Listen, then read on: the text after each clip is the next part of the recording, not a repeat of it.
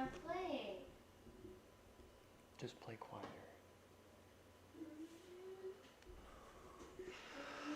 Oh boy.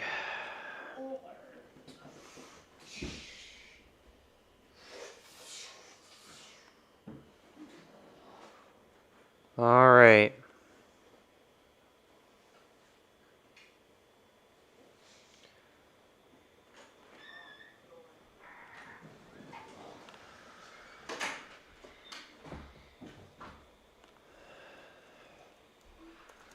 Good morning, everyone.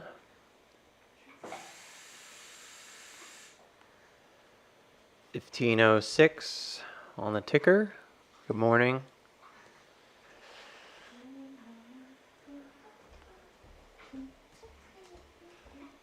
How you doing?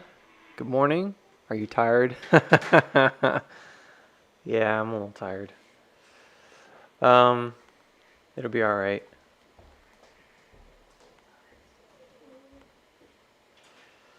Sometimes you got to burn that midnight oil. All right, 1486. So there's really only a few targets that I'm looking at this morning. We did a lot of work last night on sequencing this thing. There's two different scenarios I'm looking at. One is basically this, what you see here, which is a drop down to about 1460. And in this scenario, basically after this drop, you come back up probably to 1532. Makes a lot of sense to me for various reasons. This is one that we'll see what happens, but there's other options here. Like it doesn't have to be 1532, but I feel like because it's been a bit of the center of this liquid range, it's probably going to come back to it before rejecting today. Especially if we have a gap down, and I believe we do this morning. So this scenario is based on a particular section of the chart. Look at that weird wick. Look at that wick. It's just a wick. There's no candle body. That'd be the funniest thing. It reminds me of these kinds of things, you know. Uncertainty of direction. It's a 5-minute chart, so coffee's ready. There's almost not enough time to sort of describe everything that I want to describe this morning before we get going. To me, it kind of looks like there is no gap. But we did tap that lower line already. See that? That's important. What that is that's a parallel channel. I don't have enough room here to show you. I'm going to go to 3-minute. That's a parallel down channel here. All right, which is just simply drawing the top here, copy pasting, putting it on the bottom. And then I'm 100% sure, because you can see it's like slightly off. So we would like tilt this up like just a smidge. And if you tilt this up like just a smidge, you can see that's kind of where it caught. There's not really another bottom here. It is a liquid bottom. So you see how there's a gap. That liquid gap is remote. It's only in this range. If you zoom way out, there's no real liquid gap here. But in the range that we're in, that's where the liquid gap is like this little pocket down here, which is basically from 1460 up to 1475. There's so much stuff I want to explain this morning. So what I'm going to do, we'll see what happens with the shakeout in the morning here. And we'll see how it plays out. And then after that, once it kind of chills out a bit, I'll go back and explain that this chart that probably a lot of people want an explanation for. Why this chart? Why did we come to this conclusion? What am I looking at even? Believe it or not, it's not actually as complicated as it looks. It's pretty simple. It's just looks like a really complex chart because of all the lines, but it's actually very, very simple. It just looks complex. And most of the time people see this kind of stuff like spider webs or whatever, they get like oh, it's too much, or it's not gonna, you don't need that much, and blah blah blah. And you're right, you don't. You really could just focus on this center line, which is why I added a line here, and this line. All right, but there's other things here that are really helpful that I think will be really advantageous for us to look at. And I'll also show you how I set this up. I think a lot of people think I did this manually, and I did not. But what I did find is a simple little toggle that allows you to add those lines in, and it's really cool because I use speed lines in a lot of my TA anyways, and I also use GAN boxes. So it's kind of like a double whammy, you know? All right, first things first. Where are we? So one thing we were kind of looking at last night is patterns of bridge sequence breakouts. If you guys don't know what a bridge sequence is, normally on AMC, I'll just kind of doodle it over here in the upper corner while we let the chart just kind of, the tape print this morning. Normally on AMC, I've talked about this quite a bit, but you have essentially like this sequence where you're going to get a bridge, and then you're going to get basically the exact same thing on this bottom, and then you come out of the bridge, and then at the other top, you kind of have the exact same thing on the other side. I know this looks really like crazy, but it's actually really simple in some ways. And then this is kind of like a I don't know where it's going to go thing. In a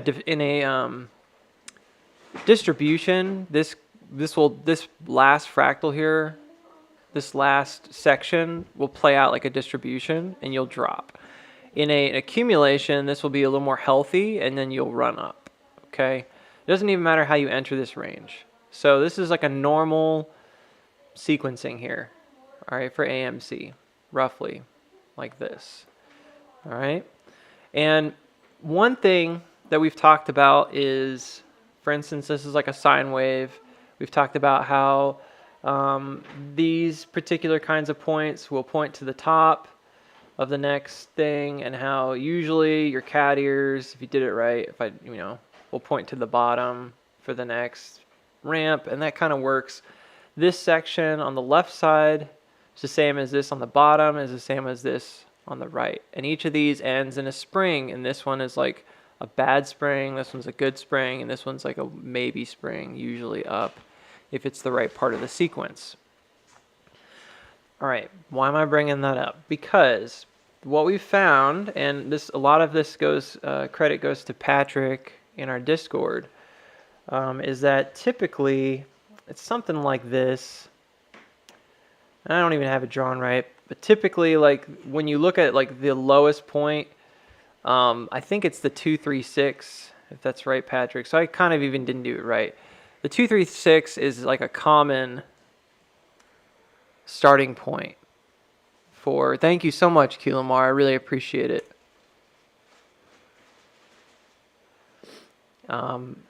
This is the liquid zone they want, right? 1460 to 1475. So it wouldn't be surprising if it hit that and then kind of eased into it a bit this morning. A lot of times, you see how these bottoms, what they'll do is they'll kind of bounce once, like they'll give it a hard bounce, and then they'll kind of settle down. That's sort of what I'm hoping to see this morning. I don't actually want it to, I want it to form a range, but I want it to be one of these swooping ranges is my hope. But I can't make that happen, right? It could easily be something more like this, where it kind of does a swooping sideways thing and then dips or something. We also have the possibility that it may not want to stop here. It might want to stop at 1420, but I'm pretty confident in this right here. And so what may occur is that you might see it kind of skirt above, and then before it goes, I mean, it really just tapped it, didn't it?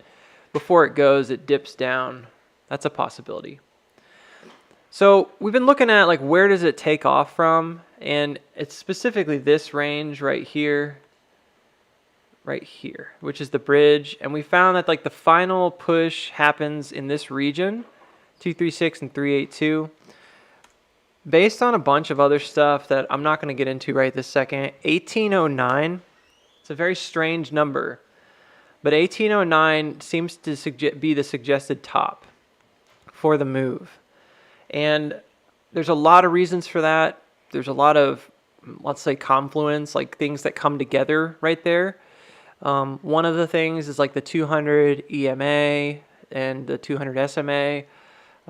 There's evidence of that with some fib scaling. And then when we did look at this in terms of like a single move, you can go back to the origination of this move, which is way back right here, like the lowest point when we dropped in May.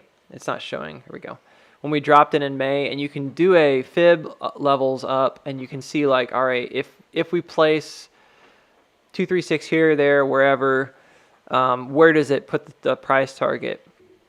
That was one way we did it. But then another thing that this region is important for is, if you look, we entered, and I made this on a chart. I put this on a chart yesterday for everybody to see on Twitter, and I said, you know, this is, if you look, this is actually the same region.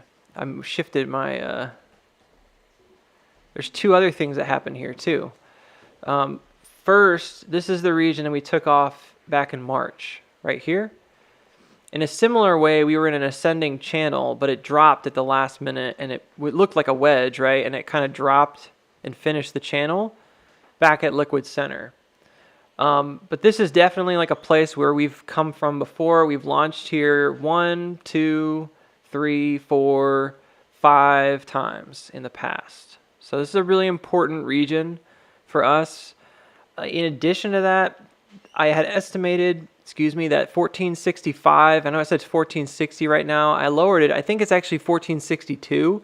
It's a very weird number. But we went back and looked at some of these regions, and 1462 kept popping up. So we actually think it might be 1462, which is very strange. But I believe that that was the diamond bottom center. So if you're mapping the diamond bottom, there's always going to be sort of a center mark, which defines these outer points, right? And where sort of the stock can be above or below it, right? Within the diamond. So we think it's 1462. Well, it turns out that 1462, if you look over here, and 1465, but specifically 1462 is like where we finally dropped into the range, this lower range. And it's just really cool because everything starts sort of lining up when you look at it like that. And we found that, sure enough, if you look at the entirety of the move, I'm not going to do it right. I'm going to butcher it, I bet. Up to 18-ish. Was it like 1809?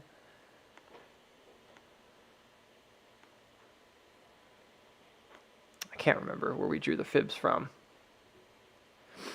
Do you see how like it's defining in this region? And it's kind of like right where we're sitting right now, right above this pocket. And then the 236 is 1610, like perfectly. Or 1611 when you go to 1809. See that? Which is right where we bounced.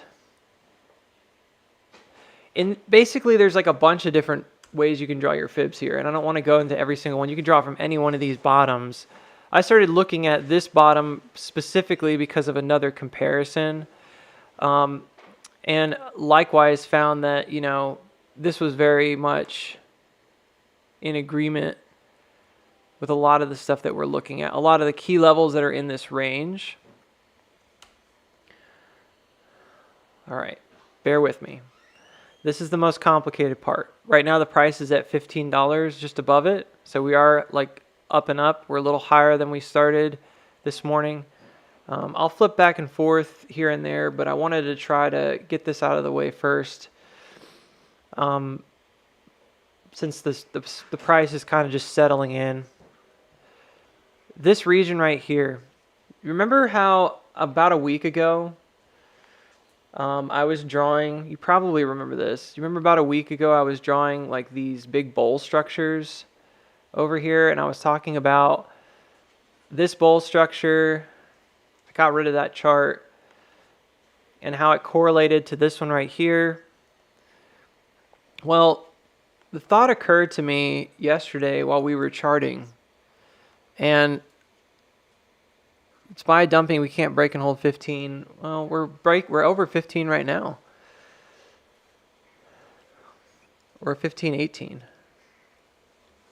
So I think you just got to wait it out, see what happens.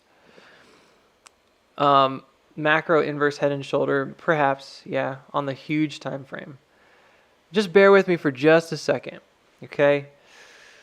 One thing occurred to me last night, which is that we've been looking at this bottom, right? And I had talked previously about rising accumulations, spring bottoms, blah, blah, blah, blah, blah. But one thing I don't really talk about as much anymore is this idea of like the T1, T2, T3. If you've never been on my stream, the T1 is just like a volcano shape.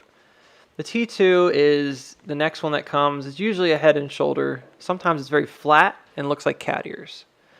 The T3 is basically the exact same thing. You have a little one down here, and then if it's successful, you'll get like a cup and handle breakout, okay? This actually occurs at the end of every sequence. Where did I draw that thing? I don't even know where I drew it. That's gone. It was up here. And you can find it in every sequence. So these are the three main parts of AMC, all right? Well, in this particular run-up, what you see is you actually see this, but it's strained upward. It's like being pulled up, almost like it's part of the spring action right down here, but it starts with just the T1 and then it just kind of goes. It doesn't stop. In this particular example, this is really, really important for understanding what I'm about to tell you. This particular example, I know a lot of people won't care and they won't even get it anyways, but it's okay. This is your volcano. It's very flat. Sometimes I'll call this a foretop. Sometimes I'll call it a volcano. Sometimes I'll call it a cat ear, whatever. All right. And within this sequence right here, every T1, every T2, every T3 also has a T1, T2, T3 inside of it that defines the shape. They just shape differently, and that creates the different shapes. All right, we're at 1531. That's exactly where I was saying I thought we would come back and possibly reject this morning. So far, so good. Very fast.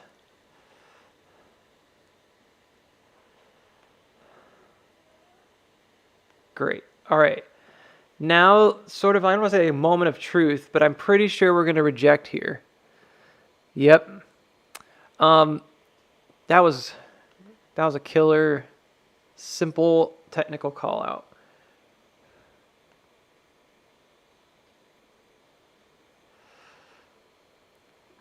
So I'm actually going to, I need to get out of some over leveraged positions, so just a second. So I don't actually have a lot of confidence that we're going to run right this second. We'll see. If we broke out at 1532 and confirmed it as support, I'd be pretty bullish right now. But I don't think we're going to see that. So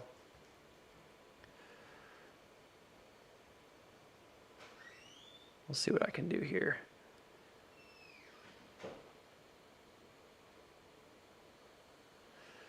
I don't know. This is kind of a tough one. Ugh.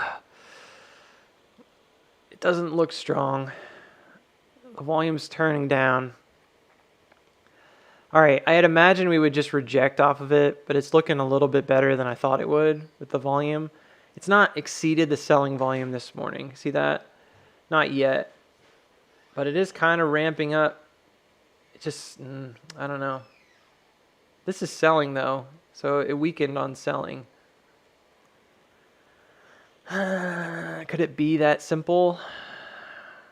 I don't know. I shouldn't second guess myself. Not second guessing myself. Doing that all week.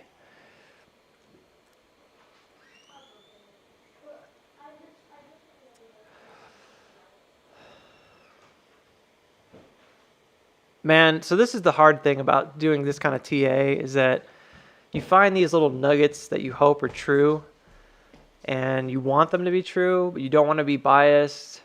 And you know that if it's true and it works out, you're going to be like making a really good trade. But there's so much risk involved that it just doesn't feel right to hold it. I made this line a little too high. All right, it's 1533, so we got back over 1532. This is good in some ways, but I don't think that it necessarily means that we're out of the woods yet.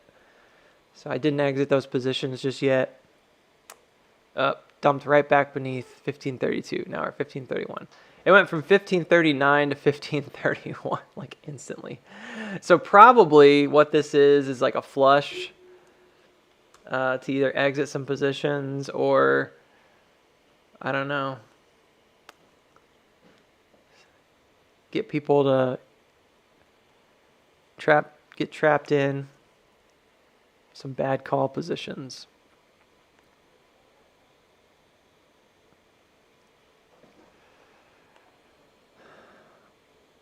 All right, I'm going to go ahead and exit this one really quick. Missed my window, but it's okay. Take a little loss on it. It's all right. Better than a big loss, right? Okay. Probably. All right. I'm going to wait on that one. So basically here, what we've got, man, there's so much stuff going on I have to talk about. All right, let's just look at the next part. Because I was mentioning that this looks a lot like this bottom area. We're going to have to come back to it. So basically here you have a T1, which is a volcano. You have a T2 right here. Now, this doesn't immediately look like that, but if you look closely, you'll see this is a shrinking iteration, which I mentioned happens right here as part of what? Like the cup and handle setup, and that's what this ends up forming as. So I actually think this is your T2 into T3, which may finish off up here, like the final move up. The reason I'm mentioning all that is because I've been looking at this ascending channel, and it's very curious, right? We all have kind of had different ideas about it at different times. But I remembered that cup we were drawing, and I remembered that bowl-like structure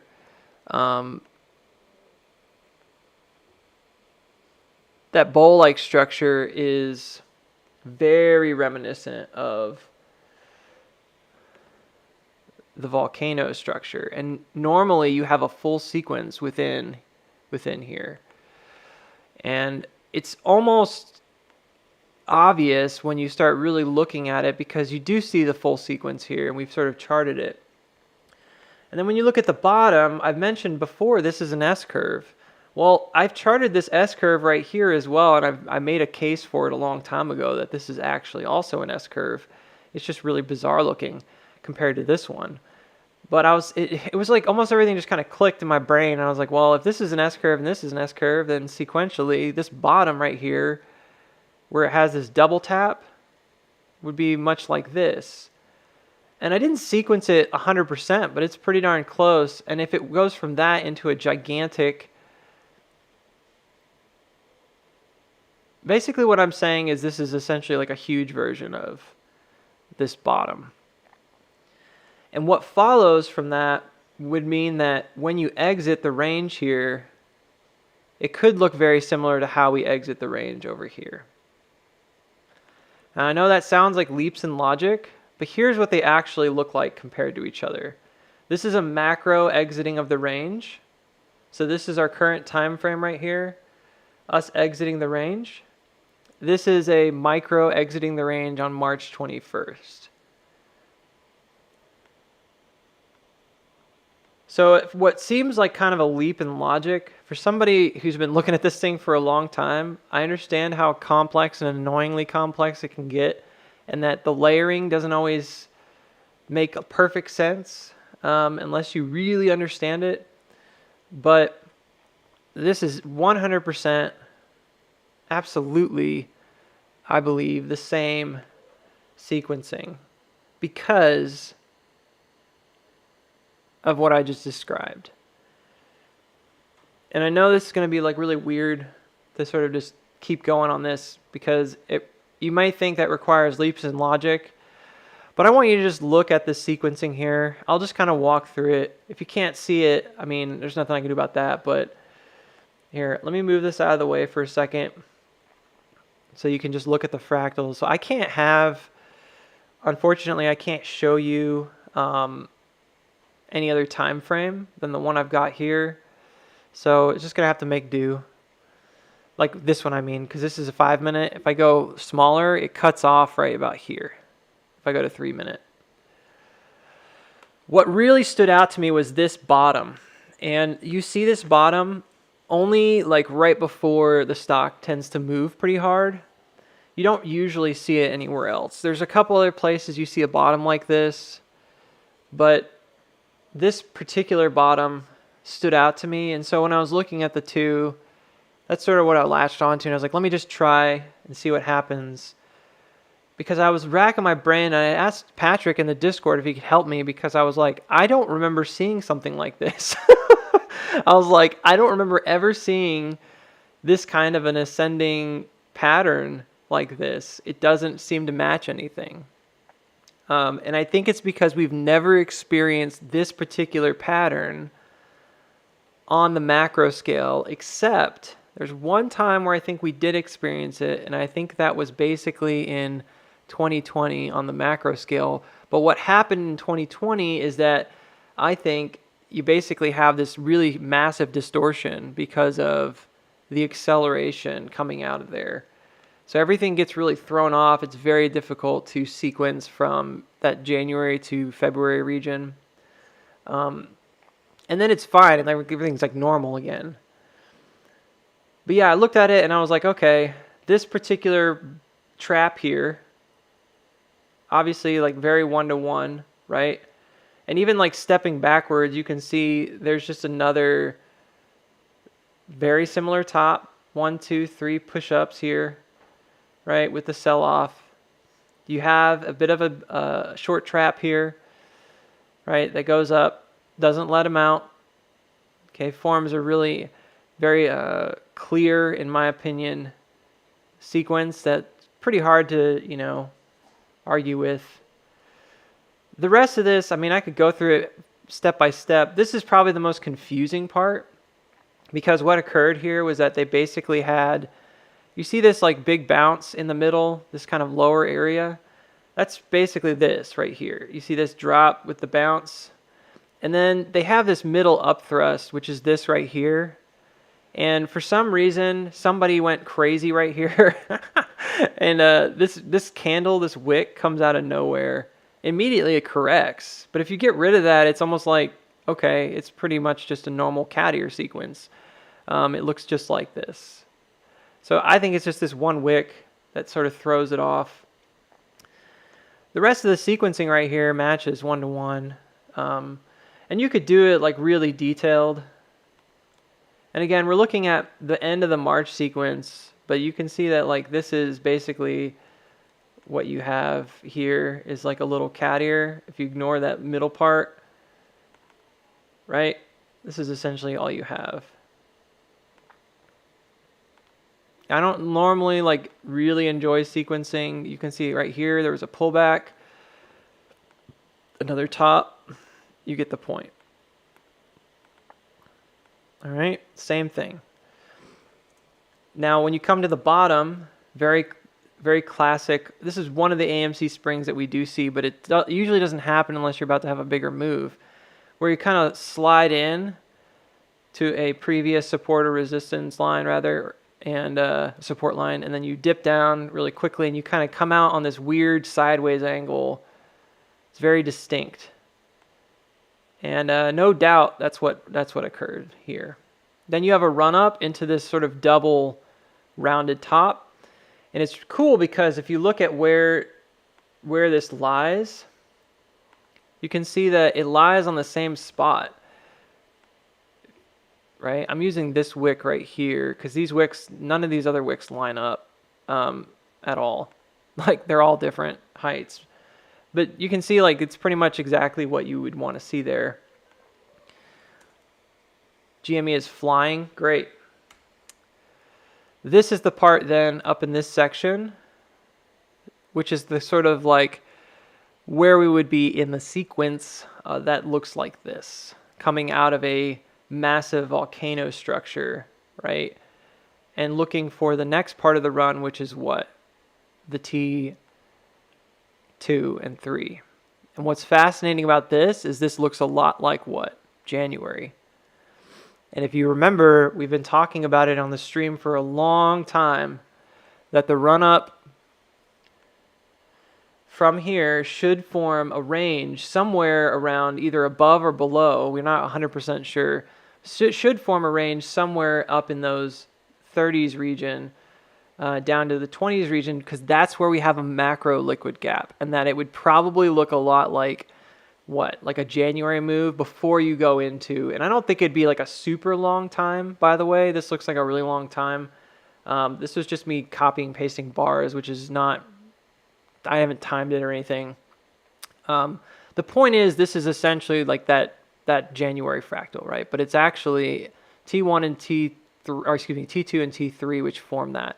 So it works really well because of that, but it also makes sense because we just had a macro, like a huge volcano bottom, right, into the walk up. So it matches the sequencing. It's just really weird because if you look at March does not easy to sequence because it's so flat and weird and it goes like straight up, okay?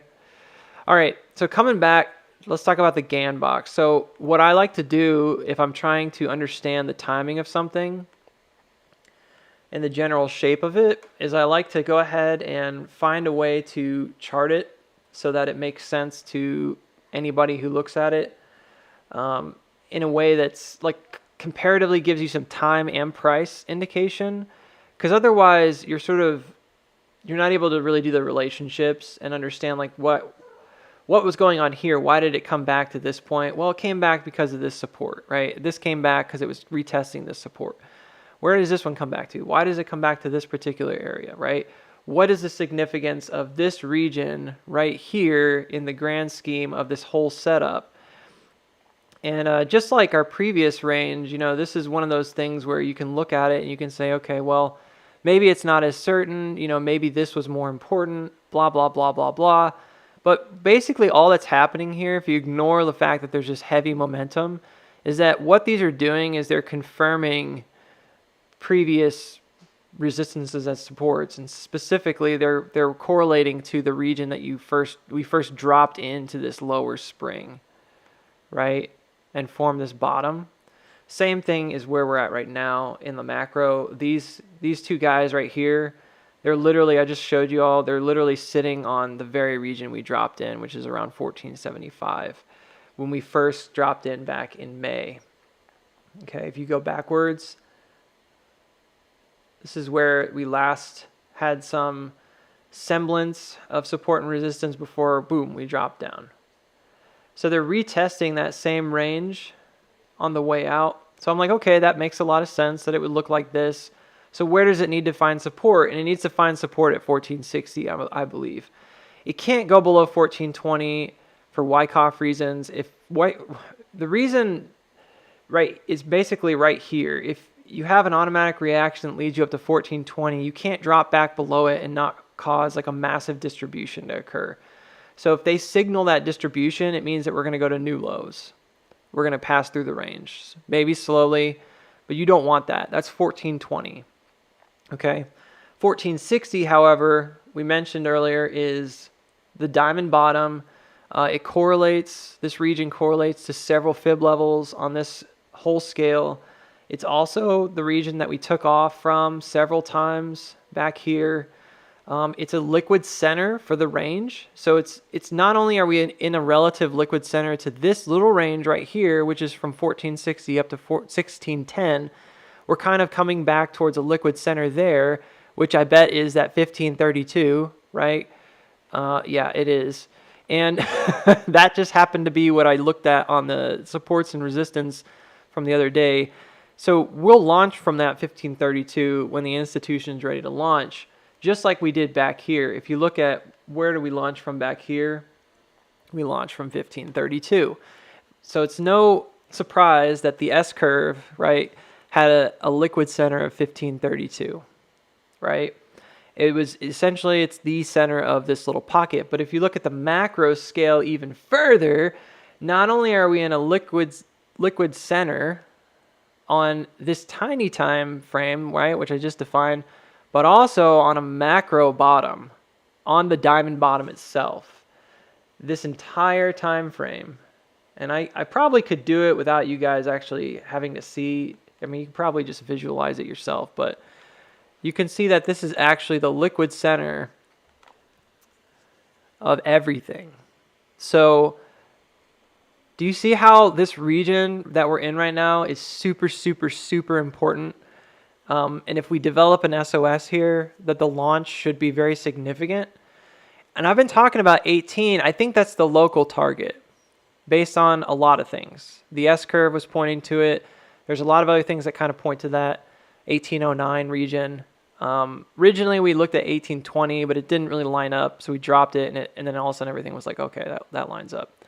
1820 or 1890 over an 09, I think, is like basically where we're going to hit a lot of things. So I don't think we're going to see massive resistance there, but I wouldn't be surprised to see like a pullback before we push up. So we get above 1532, we find support, we launch. It's basically a macro version of this tiny end of the sequence right here, and this whole thing down bottom becomes like this whole region. I'm not going to do some kind of silly thing where I take bars right here and stretch it way out. I don't believe that that's going to help you understand it anyways. It's best just to understand it as this is a really classic pattern right here, and this pattern matches. It's just huge. All right. Big roundabout way of saying these are basically, they should be the same. So then what I did is I did a GAN box, and I'm a big fan of GAN boxes because they are visually helpful for understanding time versus price. And originally I had done my GAN box from this point up here because I was looking at it in terms of just the, and it didn't look like this, by the way, but I was looking at it just in terms of this move. And if you guys remember, I had the S-curve chart, and basically where that went to was like straight up to 1820 at the time is when I first made it. And it was like this. And it still could end up proving to be true. As you can see, it's possible. It still matches the speed lines and all that jazz. Still pretty much line up. And this is the center right here. Okay. But I decided that I needed to find the better anchor for this. So I looked at the actual move itself, like this particular move. And I was like, I think this is probably the determining spot. In our case, we had a double bottom right here. So it doesn't make sense to measure backward, but this is the last time we made like a low, right? So it was like the same. Let me reword this. June 16th, June 23rd, we had the same low. And then ever since then, we've had higher lows. So it makes sense that you would put your bottom on June 23rd. Because this is the last time we made like a low, I guess you could say. I don't know how to describe that. It's where we started moving. All right. Setting the rest of this stuff up wasn't too hard from there. And then I was looking at price targets, and I was like, well, I got to look at dates too. So I did this one. This is the one on March 21st. And I was having a lot of trouble. I was like, I don't really know where it goes. You can take this and you can be like, oh, it goes here, it goes there, blah, blah, blah, blah, blah, blah, you know? The reason I landed on this one is mainly because I was looking at the support that it took off from. And it was this 0.5, which was around 1620. All right. And I felt like that was probably the best place. It's also the last place, if you look at the speed lines here that go up to the corner, it's the last time this thing could possibly have caught a speed line. If you drag it out, it would have caught it sooner, but this is as tight as you can make it, and everything works really well. And so I was looking at this and I thought probably that's what it is. This then follows and rejects off a speed line, bottom, right, etc., etc. Now, they don't line up any other way, like horizontally. So if you look at these, you'll notice that the 0.5 here is not in the middle. If I drag the 0.5 out here, it looks like it doesn't line up at all, and then the speed lines also don't work anymore. So it's one of these things that's kind of a give and take. But the big thing for me, the big number one reason why I chose this spot was this center line.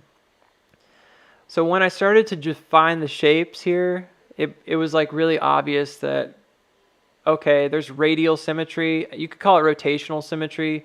So if you have a fixed point here and you took this little guy and rotated it around to the other side, it's the same shape. And the same thing goes for this one. If you take this and you see how it moved, you can see that it comes back to that 0.5 center, right? So this is like the test on it right here, and then this is like the retest towards that center.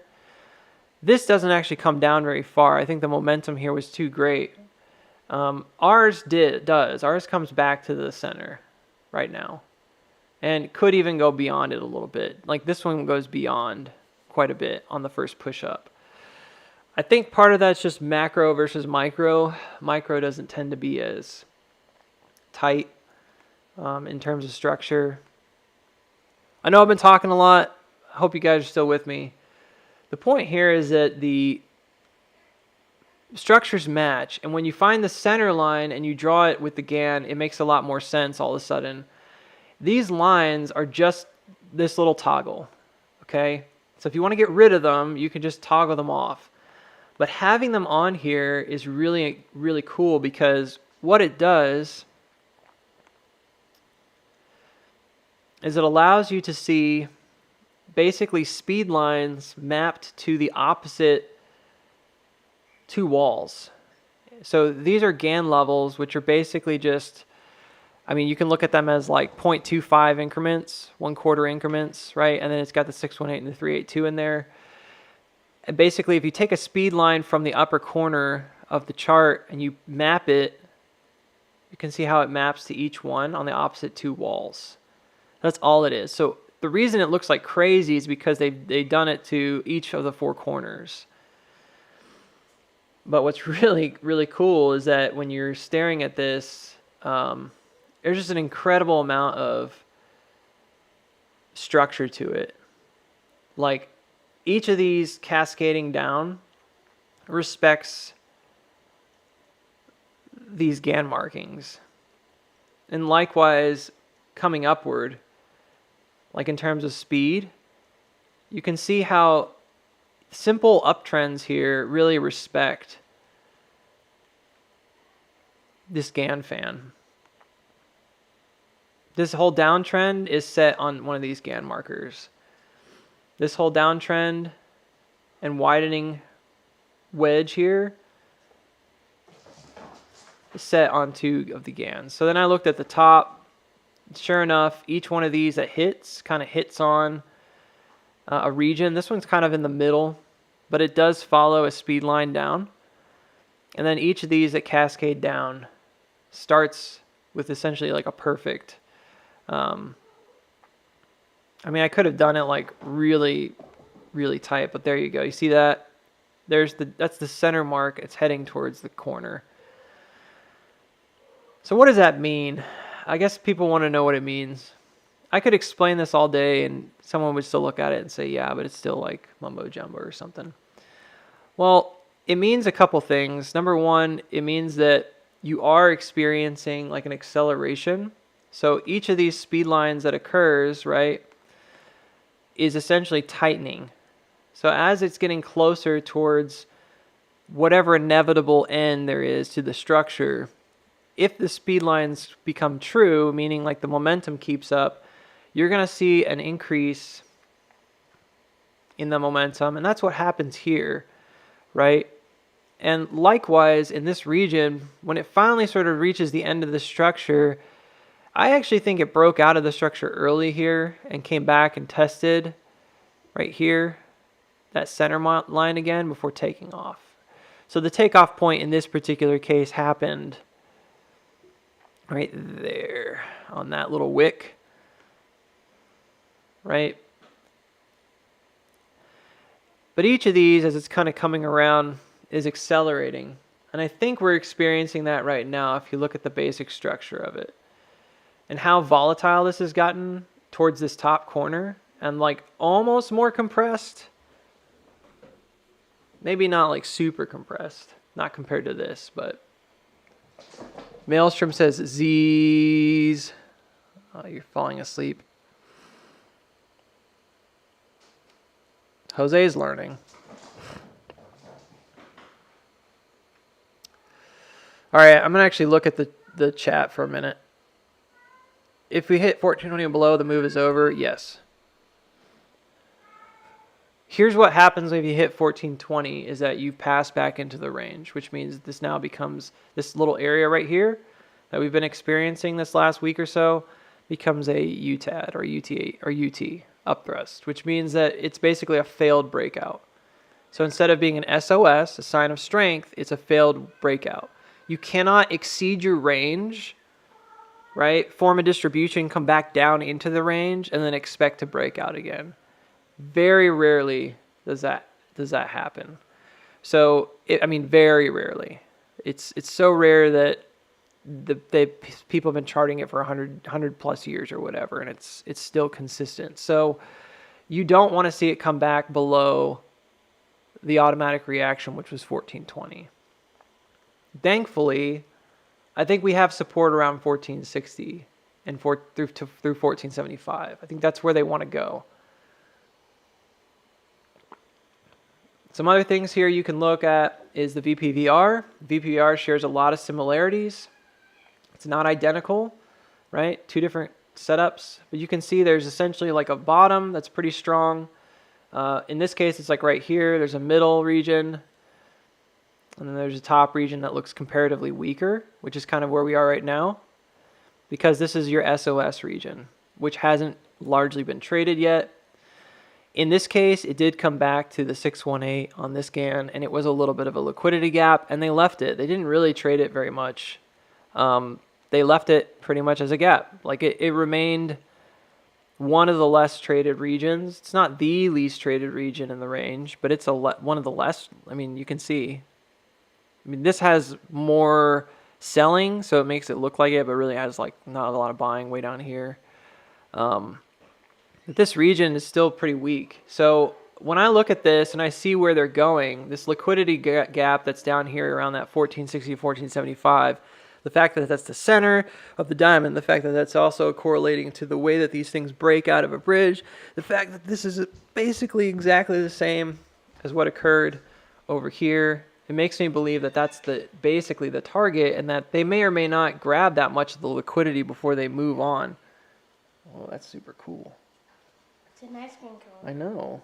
It looks just like an ice cream cone. We just followed instructions, even though we used the wrong colors. Well, that's great. Yeah, so I'm not sure if Dave, I'm not going to harp on Dave Marino. He's a really smart guy, does really good TA. I'm not sure if Dave, when he said come back to 14, if he just meant like the 14s, but we can't come back to 14 without becoming distributive. So I just want to finish by answering that question. I know, Maelstrom's been around for a long time. He was just joking. Don't worry about it, Scott. Trying to learn. Well, yes, so you have to understand 52 is a big target. And 52 comes from a lot of different things. But the number one thing right now that I'm looking at is the diamond bottom target. The diamond bottom target is essentially like really, it's a really easy target to do. All you do is you take from the top to the bottom, and then wherever your breakout is, roughly, it's either here or here. I've seen people mostly measure from the center. That's where your breakout target is. So this one comes all the way up to what? 5174, 5173. All right, if you want to know how convenient that is, go back and look at the high over here, and you'll see that it matches essentially like where the high was over here. Right here before the little up thrust. There's a 1573 ceiling right there. 51, I'm sorry. I said 15. It's like 5173.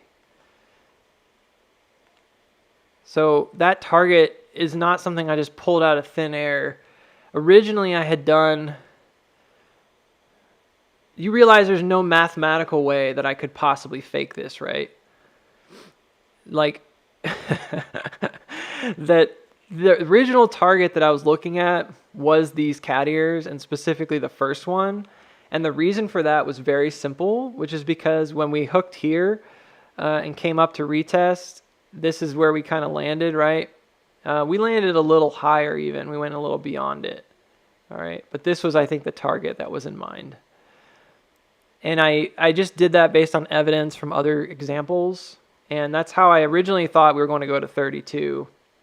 I thought we would get to here. And I was wrong about that. We went up to like 34. But my price target was 32. And when we went up to 34, I was like, well, maybe it like wanted to go back and really test this part of the range. And so I was like, well, so the next time, if this is an expanding fractal sequence, and I think it is because it's coming out of a bridge, we've seen this before, and this is what happens, is that it should come up to the next layer. And the next layer, if you look, this is one layer of an S-curve. See that? The next layer of an S-curve is here. It's a larger one. So that would be what? This region right over here. All right. So this 5173, aka $52, it comes from this, which is a correlated target to here. And also, when you do the diamond bottom measurement, you find that it's also the price target for the diamond bottom. And I didn't do it perfectly. It could be a little off. This might even be a little higher, more like up to the 52 or something. I just said 5173, but you guys get the idea, okay? You can do the measurement yourself and find out what you think it would be. Obviously, if you change where the middle is, if you think the middle's not 1461 or 1462, that would change it by a few pennies. But this is how you do a breakout target for the diamond bottom, and it's very consistent on AMC.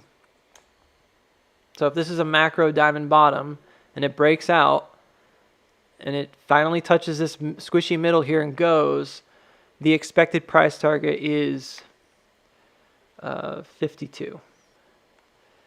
The other diamond bottoms that I've shown, this is the most comparable one. It's pretty much identical to what we're experiencing right now. This is the one that I've been using a lot as an example because the sequencing here and here is essentially identical. Here's your T1. We just talked about that. I think this is a gigantic T1 right here.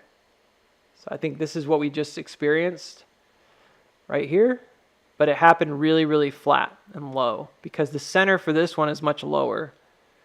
So there's that volcano shape right here.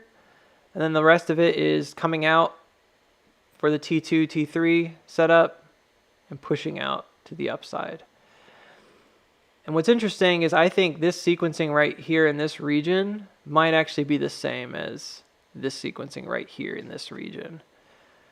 Or this sequencing. It should be the same. At this point you might be thinking, Booksy, this looks really different than what occurred up here. But all of these tops are basically the same. And remember, this sectioning in the middle would also correlate to the way this thing moved up. And it had like a middle, squishy middle section. So we were talking about how, okay, you pump up, fine. When you get to this down, right, this path downward, you're going to hit some resistance anyways. You're probably going to hesitate. But really, this is like the liquid that should be explored on the way up, because it's basically there's a lack of it, of exploration. Specifically this lower region, which would put us right beneath, I think, where the breakout's going to be, right? In this region. So it makes sense to do some swoopy stuff down here and then move up. Or they leave it for later. That's another day though. And then basically this is like the main trading range. Well, that correlates to this kind of a midway move and this kind of a midway move. The point here I was making was that if you look at this diamond bottom and you do the breakout, you see that it's actually the same. I didn't do it right. It's actually much lower. Hold on. I need to go on like a smaller time frame. I know it's 1490. I'm looking really carefully at the price. I'm not ignoring it. I'm also going to look at GME for a minute. GME was kind of scaring me yesterday, but we'll see. All right. This is much tighter. I can't believe I didn't see that volcano thing earlier, though. It changes a lot because it makes it so much easier. Like the fact that this T1 is the main formation within the diamond and then it breaks out. I wonder if we could even find some stuff right here. And it goes back like T2 here. This is the T2. This goes back to that center, which is what we're expecting right now. So there's a possibility we just go from here. It might be more or less like this region right here. You know, you get this up thrust and then you got to pull back and then you get out of there. It make a lot of sense. Which then makes me wonder if you would actually come all the way back down to, I'm getting nervous, like come all the way back down after we hit the downtrend. It's possible. Anyways, I digress. All right, let's look at this. So this comes down to 28.91. I want to do it right. I just wanted you to see evidence that this is not made up nonsense. So the diamond bottoms on AMC are really tight for predicting price target. You see that? It's perfect, basically. And if you put it right on that lower portion, it should come right to basically this other price target we've been talking about. I'm not doing it mathematically perfectly, but you get the idea. So the frustrating thing here is that while my price target of 52, I say mine, it's not like I own it. It's AMC's price target. While that price target of 52 is not changed, like I can't find evidence against that. I mean, everything I've found says 52. It just keeps coming up over and over and over again. It seems almost too obvious, which makes me a little nervous. But that diamond bottom 52, here's another one, by the way. It also targets pretty much correctly. Right here. There's another one.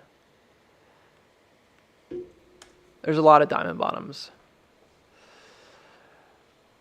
I think it's not going to follow the market necessarily, but I do think there's not really much time. Like this is August 15th, the way I have it drawn now.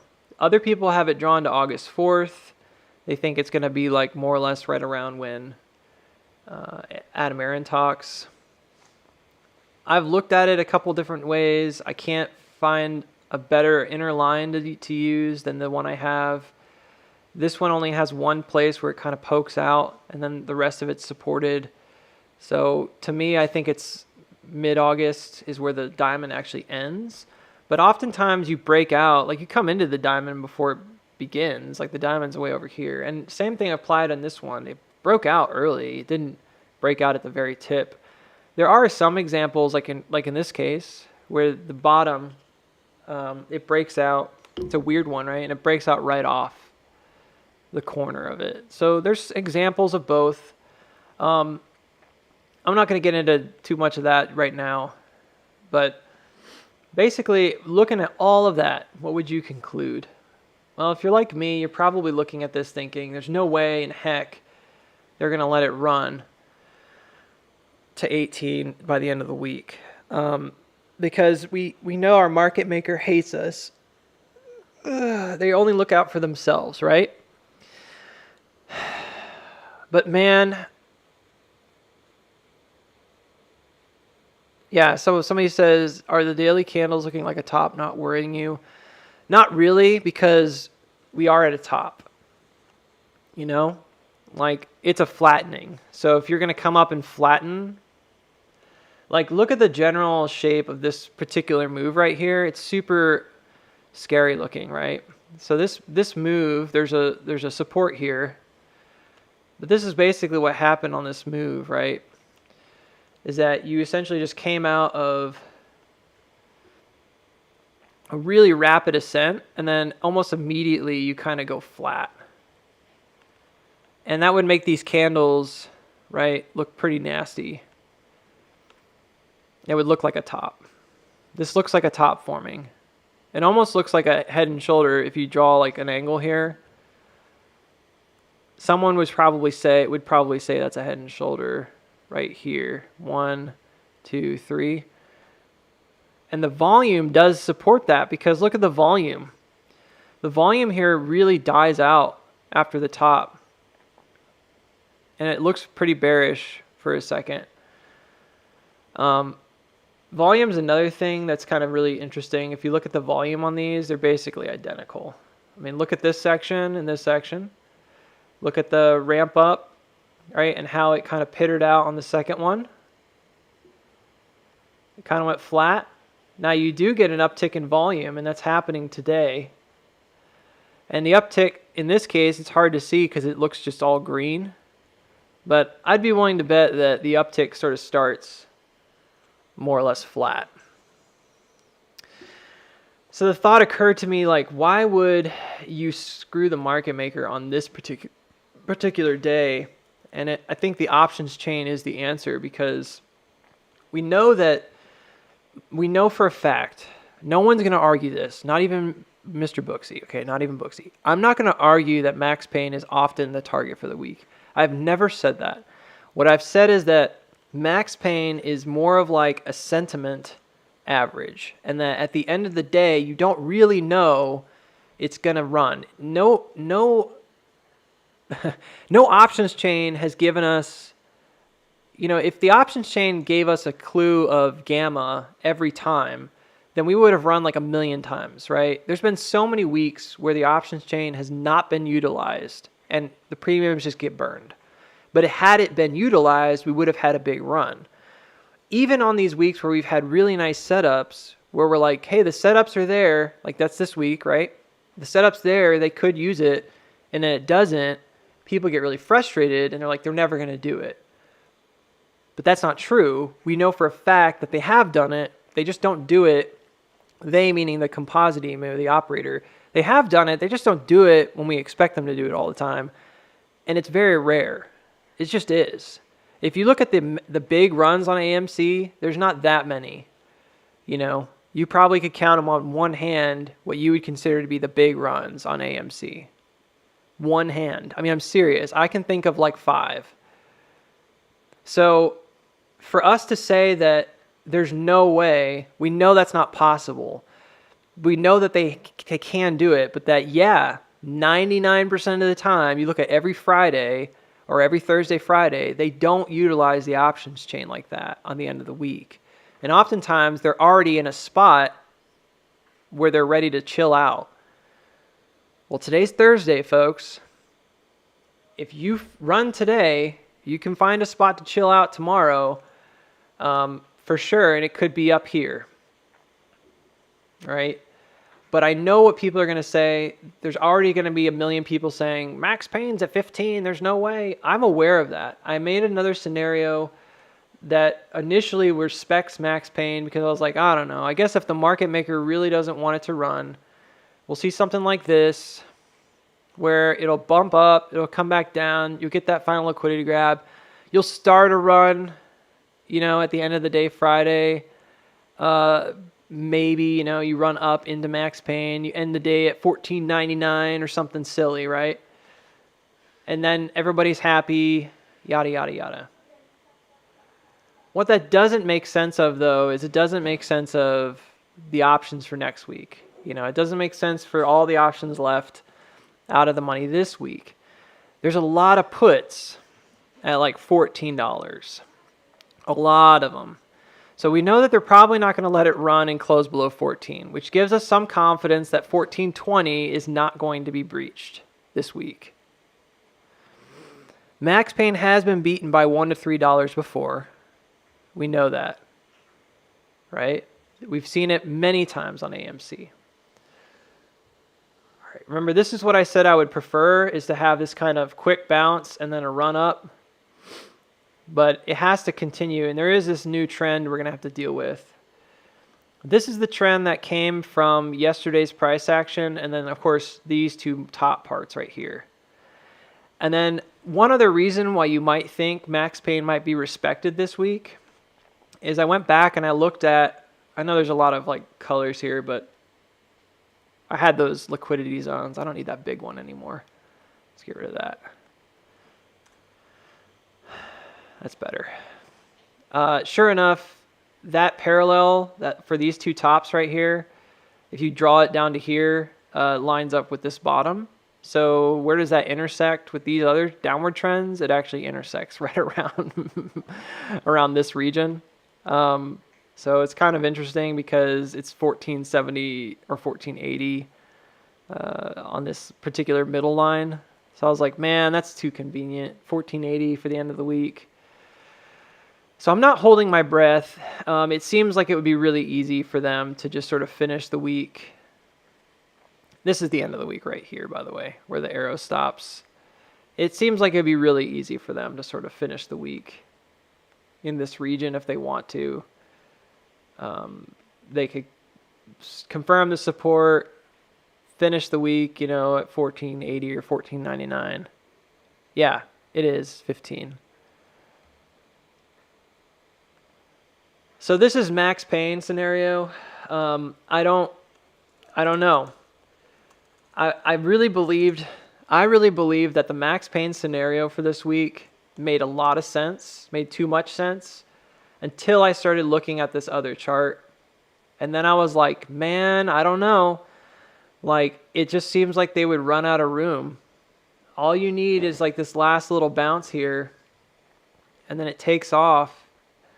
And in this case, it starts slightly, at least the way I drew it, it starts slightly beneath it and then runs up, kind of gains further and further support on each of these. So it's accelerating as it goes up. And that, it seems unrealistic, but as soon as you get over 15 and then 16 specifically, this thing's going to fly. So if they're going to push it, like now is the time. Like it's actually a really good time to push it. And it could take, to basically the end of the day, if they did some kind of business like this. But as soon as you start pushing it, right, you hit $16 or whatever, you break out, that all that stuff running into the money is going to help cause a push up. And somebody said $20 was another big one. I'm curious if they don't just like pump it up, make everybody think it's going to get to 20, and then just settle it down. Now, this seems impossible, and that's why I titled the video Mission Impossible, because it's one of these things that I hate saying it. It makes me angry. I'm not lying, because it makes me feel like there's hope, and I don't want people to be stuck in bad options plays because they're hoping that this happens. But I cannot in good conscience tell you that this could not happen. Does that make sense? And I'm almost positive that when this thing starts running, it's going to be at a time when people are like thinking the worst. And this is exactly one of those times. There's a lot of negativity about, we're talking about it right here. People are like, hey, it looks like a top. Hey, there was this wedge breakout yesterday that looks like it's going to drop all the way down to 14 or something. Like, there's no way. The market looks bad. Max pain's at 15. There's blah, blah, blah, blah. I mean, you name it, right? Inflation's bad, yada, yada, yada. But they don't need to worry about it if they utilize the gamma. If they utilize the options running into the money, it's like a constant, it's like always there on AMC. There's always people who are making these calls just out of the money on AMC. Always. They don't need to have like a perfect market setup. They don't need SPY to be perfectly ready to run. They just don't. And I don't even want to get into talking about the catalyst of next week for GME, right? But certainly GME could potentially lift a lot of the meme stocks with it. If you guys don't know, there you go. GME is doing its stock split with a dividend in the form of a dividend. I don't fully understand it quite yet. But here's an example of a rising wedge that don't care. Double rising wedge even. One right here in the side of the larger one. And this guy does not care. You want to know why it doesn't care? It could pull back. It could drop. I don't want to say it can't do that. Surely it could. But you want to know why this doesn't care initially? It's because of volume. A rising wedge, by definition, has diminishing volume, has diminishing returns. Normal rising wedge, you're going to see this shape go up, and you're going to see buying pressure go down. There are times, and we've seen it before on AMC, where a rising wedge just says, you know what, we're just going to go, and it just forms more of like a parabolic move. And if that occurs, volume would pick up into the top of this quote-unquote wedge here. You break out upwards, which goes against technical, like the visual technical logic. It doesn't go against volume if you're paying attention. Somebody tried to knock this down really hard here. All right? And they thought that this was going to be the place they could knock it down, and they just bought back up into it. And it's currently breaking out right here of this particular resistance. Will it hold? Don't know. Thanks, Jose. But GME moving out of this rising wedge to the upside on decent volume is a really bullish sign. If it continues, you're going to see it squeeze. And by that, I mean that shorts that thought this was going to go down are going to be getting out. They're still hoping right now that it's going to come back. I guarantee you. Now that it's in the upper range here, it could go up and come back a little bit. It cannot exceed this 152 level up here, this previous top, right? It can't exceed it and come back down. It'll start distributing. Then you'll have a massive sell-off.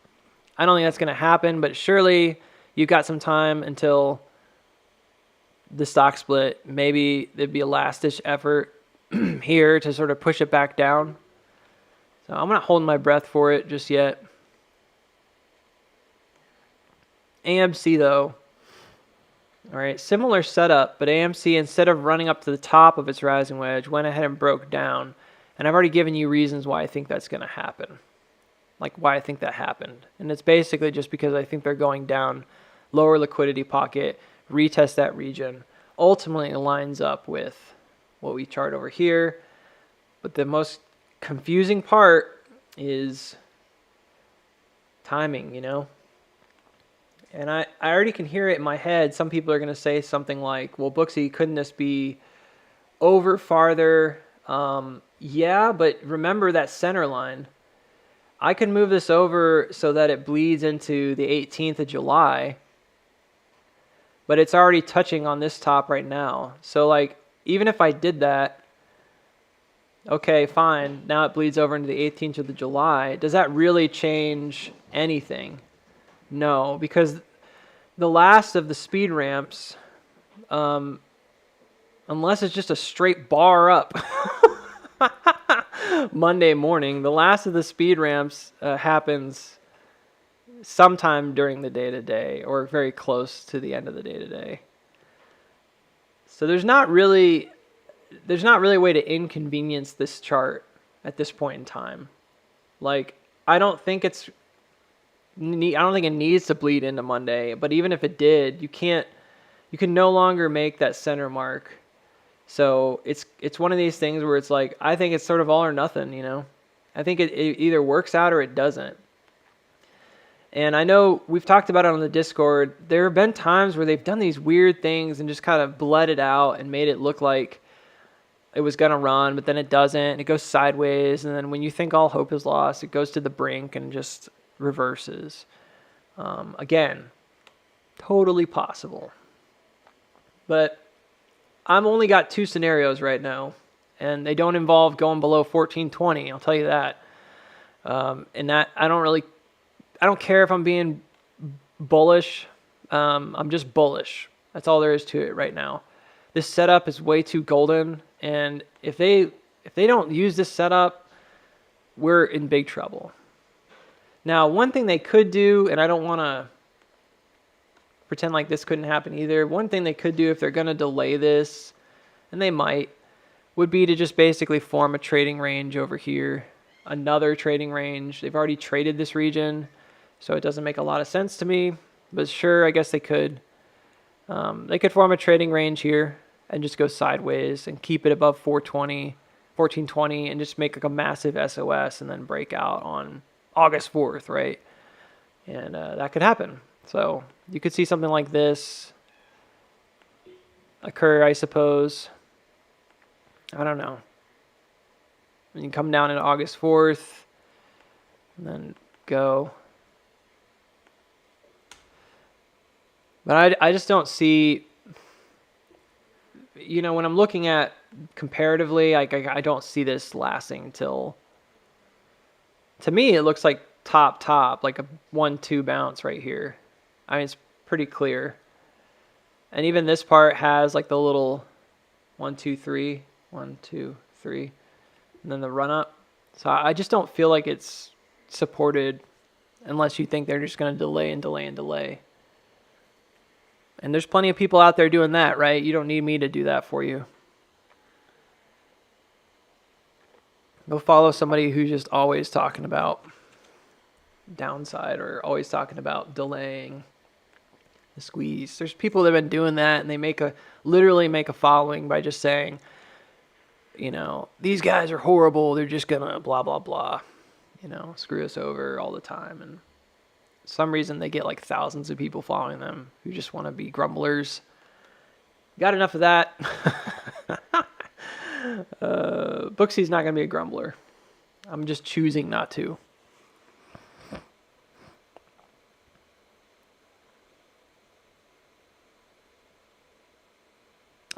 Bill says, how many times have people said X price is going to fly? Now 1530 is resistance again. After that, 1550 and 1610, all resistance levels.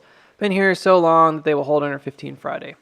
So there you go. Example, point in case.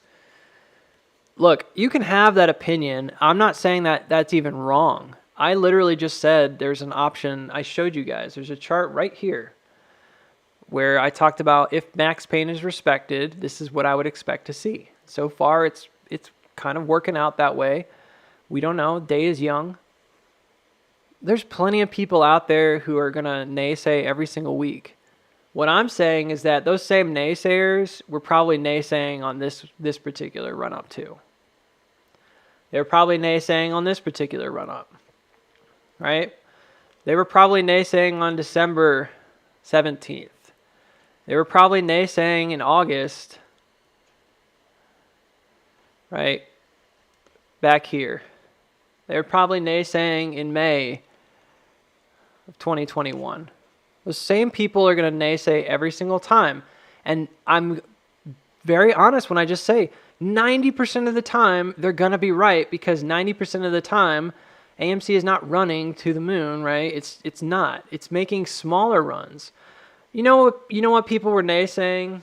Almost every single one of these bounces on these bottom. People were naysaying when I drew an S-curve right here.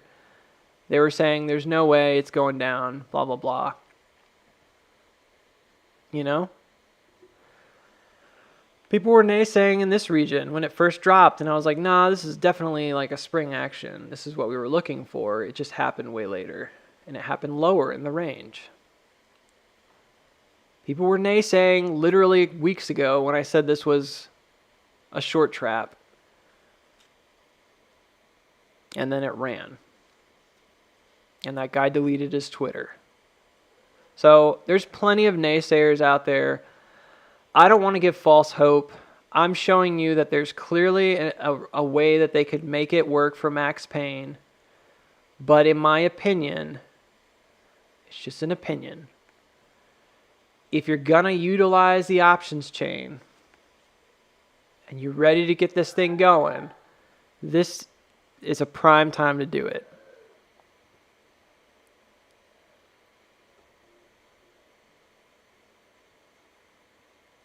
Yes. Should this run out into the end of the week? You might be wondering, could it still run?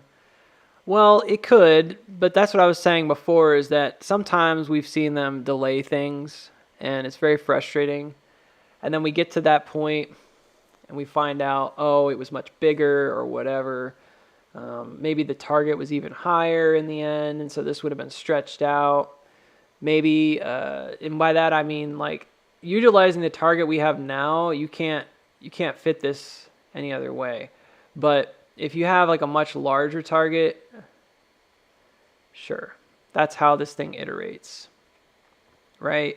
It just delays it and delays it until they're ready to go. And we would look back and be like, oh, see, it was really here the whole time or something like that. And that makes people like me look dumb, because it's like, well, you had created this estimate based on all these other things and you were wrong, right? That's not really a fair way to go about it. Because there's a lot of other reasons to think that 0.5, this right here, would be a great place for us to launch from. So GME is going because there's no volume either for this to run. 15 is the new resistance. Dude, are you even looking at this other chart on here, Bill? Look at the other chart. Just look at it. I want you to study this chart for 3 minutes. Study the volume here and tell me that's not comparable to what we're dealing with now. And this is a macro chart, by the way. This is multiple days. This is a tiny 1-day chart. All right, but I want you to look at the pattern of volume here and look how flat it goes in these lower regions, especially right here. I'm really getting tired of people telling me there's no volume. There's volume when you break out. There's volume when you break out. Institutions do not buy. You guys got to understand this. Smart money, as they call themselves, does not buy into the play largely until it's breaking out. Period. Until it's ready to mark up, smart money does not enter the play. Smart money drives the price hard. It builds FOMO. They do not care if the stock looks bad to you based on volume. This volume during this day was about 30 million. On March 21st, and leading up to there, the average volume was around 30 to 34 million. 30 to 34 million. One more time, 30 to 34 million. That's nothing. And then it exploded.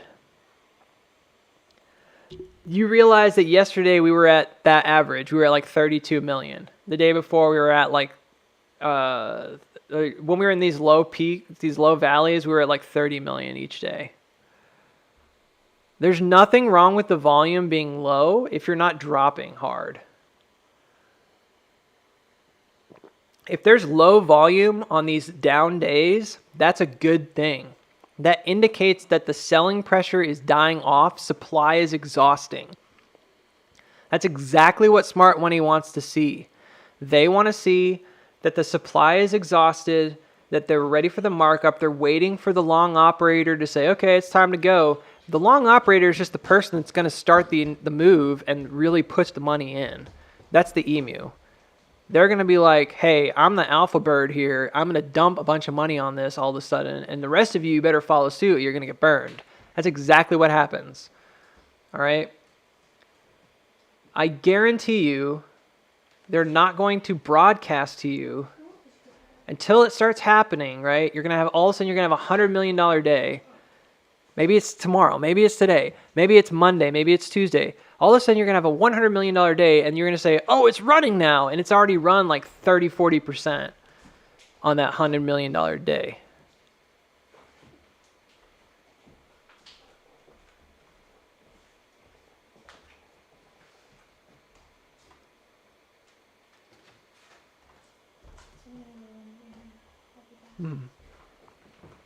Hey, Glenn. I'm talking to somebody on here. I don't know if you're being facetious. All this is a Gantt chart. It's literally like one thing. So you can turn off the speed lines if you want. Speed lines are really important. If you actually study these, you'll see that these are very much respecting the upward and downward speed lines in terms of trajectory and momentum. And then main thing here is we've got a rotational symmetry on the move. This also occurred back on March 21st, coming out of the same sequencing, which was basically what I call like a T1. It looks like a volcano top, which coordinates with all kinds of other things, Right here at the 0.5. I mean, if you guys want, I can just draw a line at 1460 and call it a day and say, look, if it bounces at 1460, we're good to go. But most people come here because they want to like learn. It's okay. I figured you're being sarcastic. Most people come here because they want to learn more than that. They want to sort of understand some of the inner workings. But yeah, I don't know. I get a lot of comments about volume on the Discord as well. I'm not. I guess I sound like I'm kind of bitter maybe because I hear these questions a lot. I should be a little bit more generous and gracious with my answers. Like I should be patient because I understand that when people look back on other runs, all they're looking at are those $100 million days. And all these other YouTubers and all these other influencers are saying, I'm not buying the stock until I see 3 $100 million days. What they're saying to me is, that's what I hear in my mind is, I'm not buying the stock until smart money starts buying the stock. And what I'm trying to do is I'm trying to see what is smart money looking for? Why are they getting in when they get in? Right? Because dumb money, no offense to us, and I'm in that group too, we're always late to the party. Always. And even like technical analysis, like most of technical analysis is based on breakouts and confirmation of breakouts. And so you're waiting for smart money to do their thing, and then you enter the play. You're always behind. And what I'm trying to do is make an effort to, as best I can, right, with my brain and my time and stuff, is make an effort to try to understand the setups, what might be occurring, right, in each particular setup.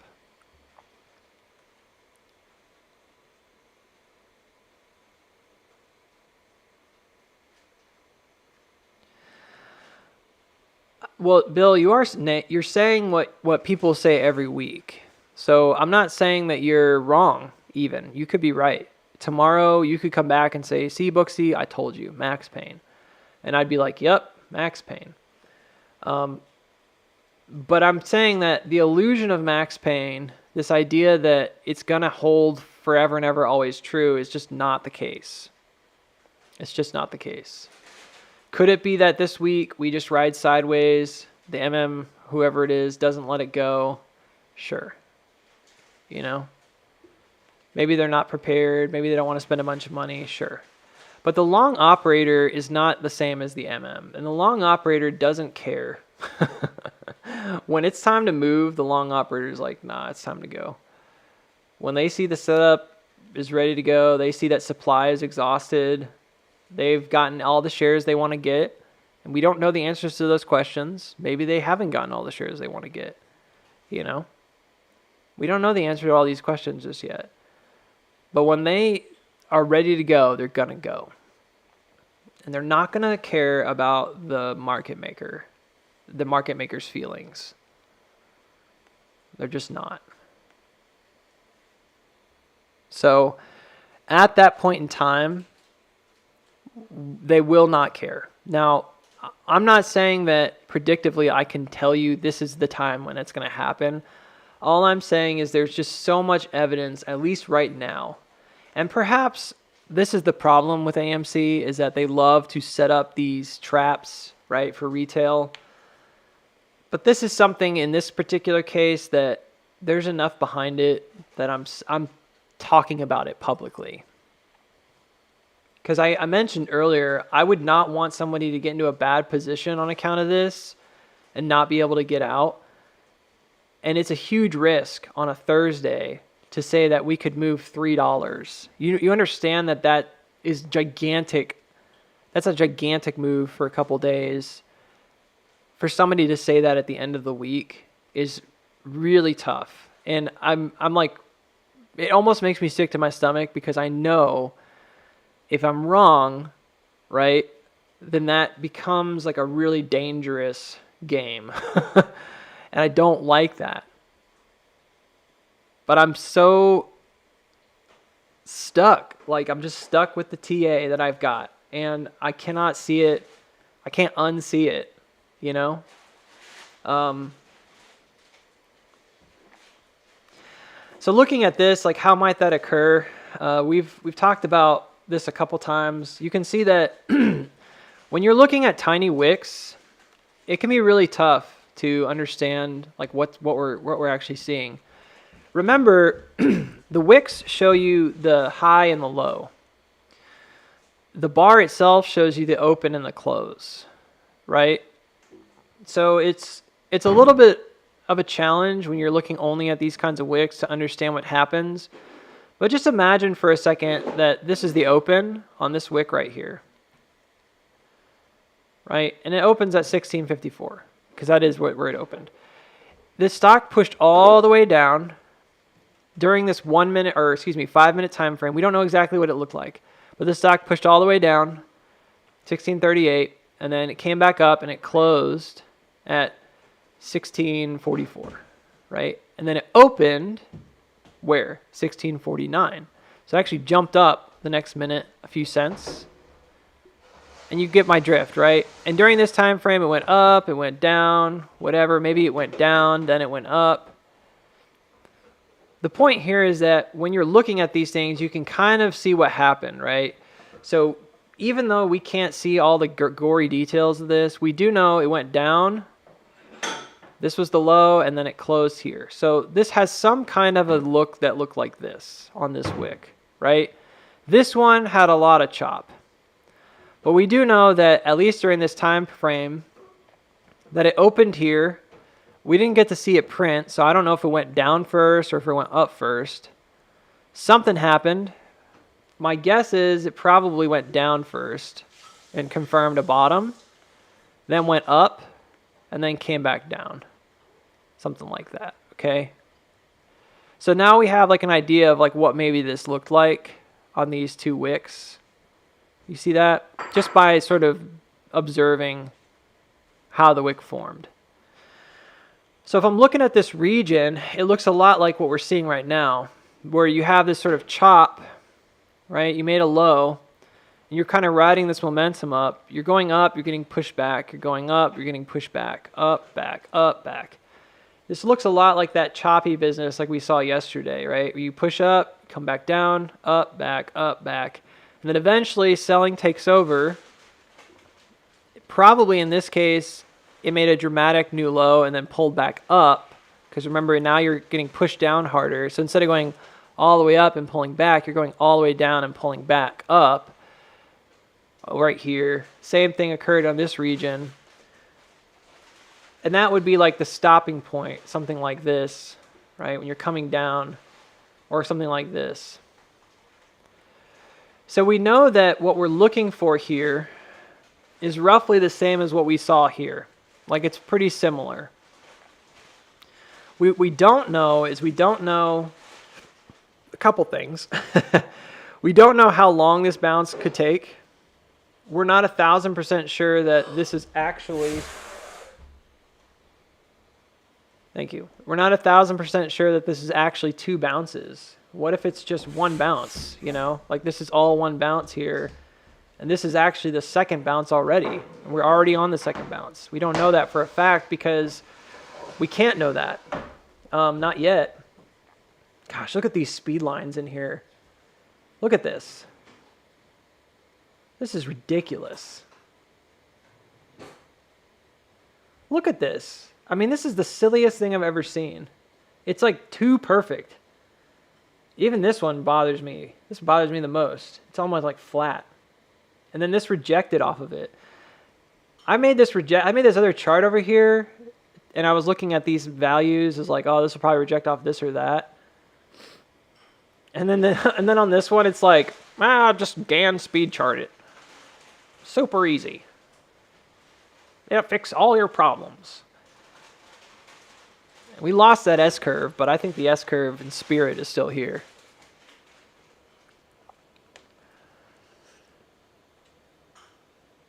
So check this out. You've got this probable bottom here.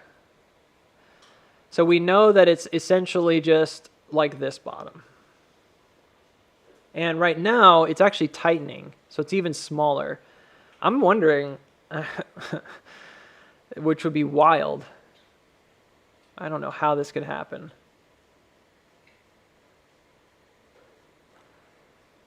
All right, you know what? I can't see on this chart, guys, I can't see the 5 minute for the whole thing. All right, I can see the 5 minute for the whole thing, but I can't see the 3 minute for the whole thing. But I think we can see this part on the 3 minutes. So I'm going to switch to 3 minutes. I'm going to have to go find the chart again real quick. I really want to see how this finished. Where are we? What year is it? All right, where are we? July. This is like way back. June. Oh my goodness. Somebody's going to tell me, you know, you can just click that button and go find it. I know. But a lot of times I like to just scroll if I feel like I'm close enough. All right, I'm not close enough. It's not going to happen. Let's go back to March 21st. Go. Look at that. Boom. And are we given much more information? Not really. Oh, man. All right, well, let's see if we can figure it out with the volume. That could help us too. It seems to me that these crossed multiple speed lines, just like this one did. This looks very similar. And then it ran up, coast down, very flat, sideways, falls down, builds some momentum here. There is a pickup in volume. The volume drops off as it comes closer to the end of this. There's probably another structure here. Let's see what else we can identify. There's clearly like a downtrend. That's easy. Okay. Well, we know the downtrend, it actually follows this other speed line up here. It's pretty darn close. So that makes that simple. We're beneath the speed line right now. We just popped above it. So normally, like if you see how like when you come above a speed line, it comes back and retests it, and then it takes off and goes to the next one. Usually that's kind of the way that it works with a fan. If you ever look at a speed resistance fan.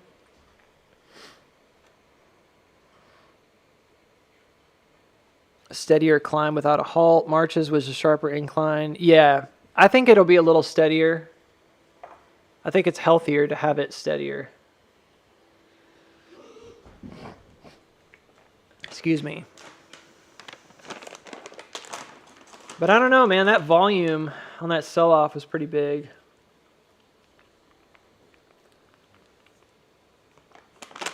And then again, it looks a lot like this volume right here, doesn't it? You see how it diminished really low? Oh, snap. Look at that. Check that out. I'm going to do something weird. But I'm going to show you something. I can kind of see it. I can see it. Hang on a second. Look at this. If you kind of like segment this out into sections. Oh, what happened? It went away. Gosh, I wish this little thing would go away. What I'm going to do is move the volume down. Move to new pane below. I'm going to do this so I can chart it a little better. I know you're probably thinking, Booksy, why don't you just zoom out? You're right, I should just zoom out.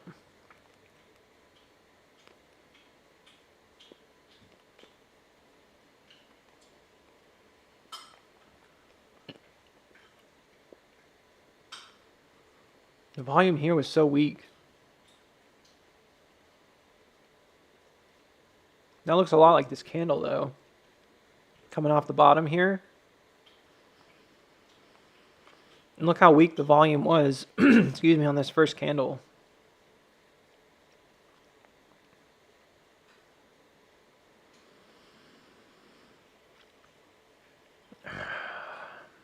Trying to make this make more sense, but really you have a peak volume here. Just keep it simple. The volume diminishes until this point.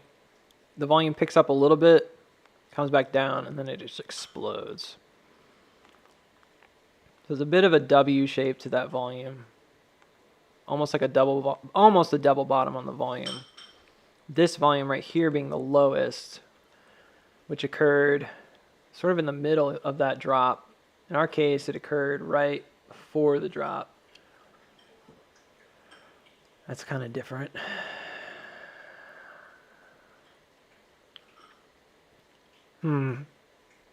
It could be. This is why I was wondering maybe if the drop's already happened. We're at 1530. If this is like, I don't know, I can't figure it out. Maybe somebody else can figure it out. Somebody else is smarter. Let me go to a different time frame. Let me try 15 minute. I don't like micro fractals because sometimes this kind of a move could have been like this or something, you know? It doesn't make a lot of sense to me right now looking at it just plainly. If I were guessing, I would say, and I've been saying, I think there's just another bounce that's needed. We're missing the last little bounce here. But that would imply it's going to be really volatile. It would come up, test this downtrend, come all the way back and basically double bottom. Back at 1480. When's the day end? The day ends right here. Gosh, you know they're going to do that. I hope they don't, but of course they're going to do that. Because then everyone will be looking at it saying, oh, max pain tomorrow for sure. We'll have no idea until tomorrow.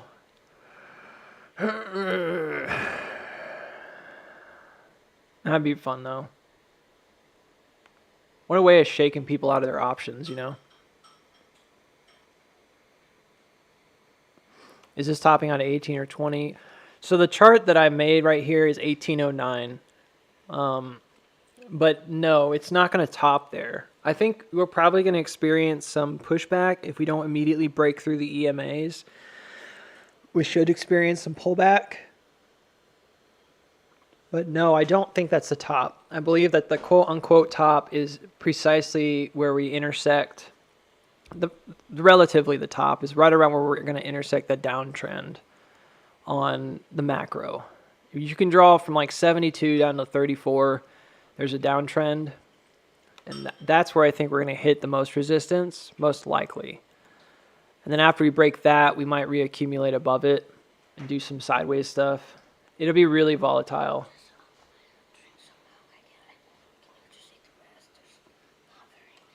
You just want the milk? I just don't want that. I know you can have the rest. I ate the most I could. A lot.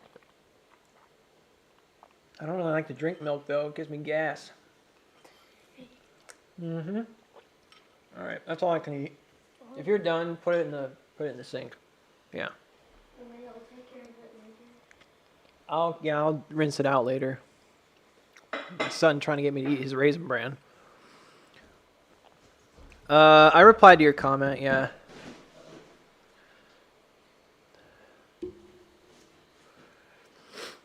Yeah. So yeah, steadier climb. So I don't think you're gonna have like just a rocket straight up. You've got a lot to consider when you're looking at these moves, but this particular case, we've got this massive resistance around that 20 to 25 area, which is where you're going to encounter resistance against the macro downtrend. So the diamond bottom does support sometimes very violent moves, but I've shown in other streams that, and I've talked about it, that sometimes it doesn't do what you think it's going to do. Like it could break out and then appear to almost break down. After it breaks out, it could start making new lows. Not low lows, but low relative to where it popped out from. So a lot of things are on the table there. I think in basic terms, when we're looking at AMC's bridge sequences and how they exit, they almost never do like massive. They do big retraces, but they don't retrace to like a sideways low or something. They're always like an upward momentum. So even if we had like a sudden $10 retrace on a move, it doesn't mean that it's going to crash, and that makes the stock really tricky because AMC likes its momentum. So when it hits its stride, you don't get pullbacks that are super sideways for very long. But with the idea of like this long-term downtrend, yeah. I mean, you have to deal with the fact that, yes, there is a clear possibility that when you get up to, and I put a bars pattern here, don't pay too much attention to that, but when you get up to this region, you're going to have some resistance going through that macro downtrend. It could even be that you see a lot of this kind of stuff right beneath it, for a while. I'm not quite there yet. I know it's going to look something like the reaccumulation that we experienced from January to May of 2021. It's evidenced by every other move having something like that. Like every move has something kind of halfway that looks like that. It's not complicated. So the price target of 52, there's going to be a move basically in the middle. It makes perfect sense in this case because it's also, again, where we hit resistance to the downtrend, but also where we have a massive liquid gap on the macro chart. So it's a given in my book. I don't think it could happen any other way. Like you get to this point, I think you're going to hit, you can ignore all this stuff. Obviously it was wrong, but this is going to look very similar when it does get up there. I think you're going to hit resistance right here in this region. All right. I think you're going to hit resistance, possibly that even goes sideways for a bit before it goes up. You can see that there is a big liquid gap here. And this price target, this ultimate price target never changed, by the way. Just the timing.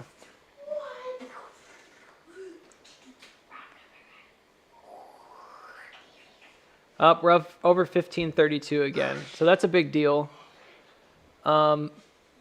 Very exciting.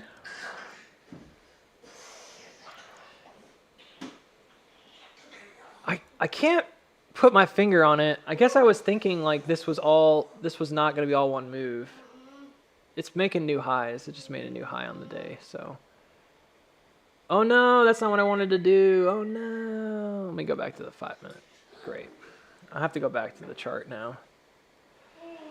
Go. There we go. I'll just keep this one up for now, just as a comparison. But I think the volume makes me uncertain. I don't really know what happened here, aside from it getting very, very low for a second before it took off. And right now, we're not particularly low. You see how it's stayed pretty even keel, slightly down, but it wasn't like this where it just went completely flat. Granted, this happened in a course of like minutes. This happened in the course of days. So, grain of salt with that. Man.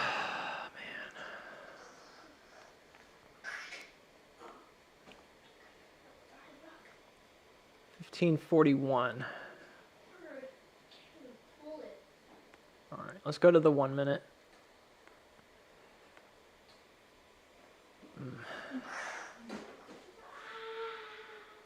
All right, yeah, we made a new high on the day. Now that we're above that center mark, watch and see what happens when it reaches, if and when it reaches this downtrend. That's what we want to look for next. Okay. If and when it reaches the downtrend, which will probably be around somewhere between like 1580 and 1570, because it could take a little while to get there. I don't know, man. It's going like super vertical. I think it'll pull back. It doesn't usually do this for very long. All right, I'm going to pull up just this chart so we save some screen space here. Get a bigger chart. I'm going to go ahead and put... Now I'm going to keep the volume down here. I want to keep that volume so I can see it better.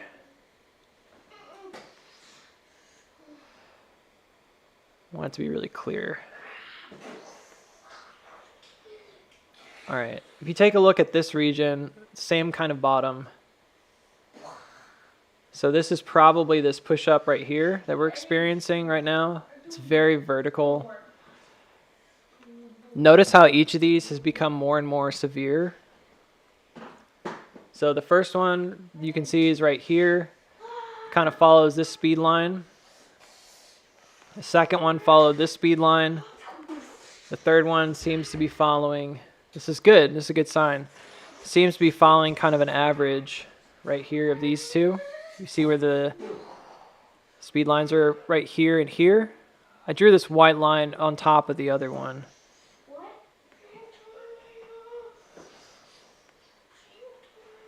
Something like that.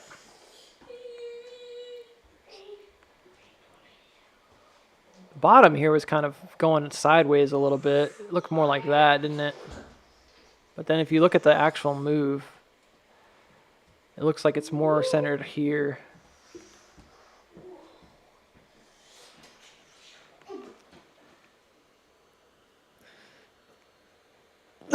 You will believe an emu can fly. This summer at AMC, emus will fly. Jean-Claude Van Damme is Emu Man. They always use the hawk instead of the actual bird sound because hawks sound really cool. You remember emus have like a guttural sound? They're like go go go go go go go go go go go go. They sound like dinosaurs. But like they always, even with, I mean, you guys know this, bald eagles don't sound like what they always make them sound like. They always make them sound like because it's like a really famous hawk sound. Bald eagles really sound like really loud pigeons. They're like meep. They're like meep meep. But if you had like America, meep meep, it wouldn't sound as cool as America. Go look up a real eagle sound.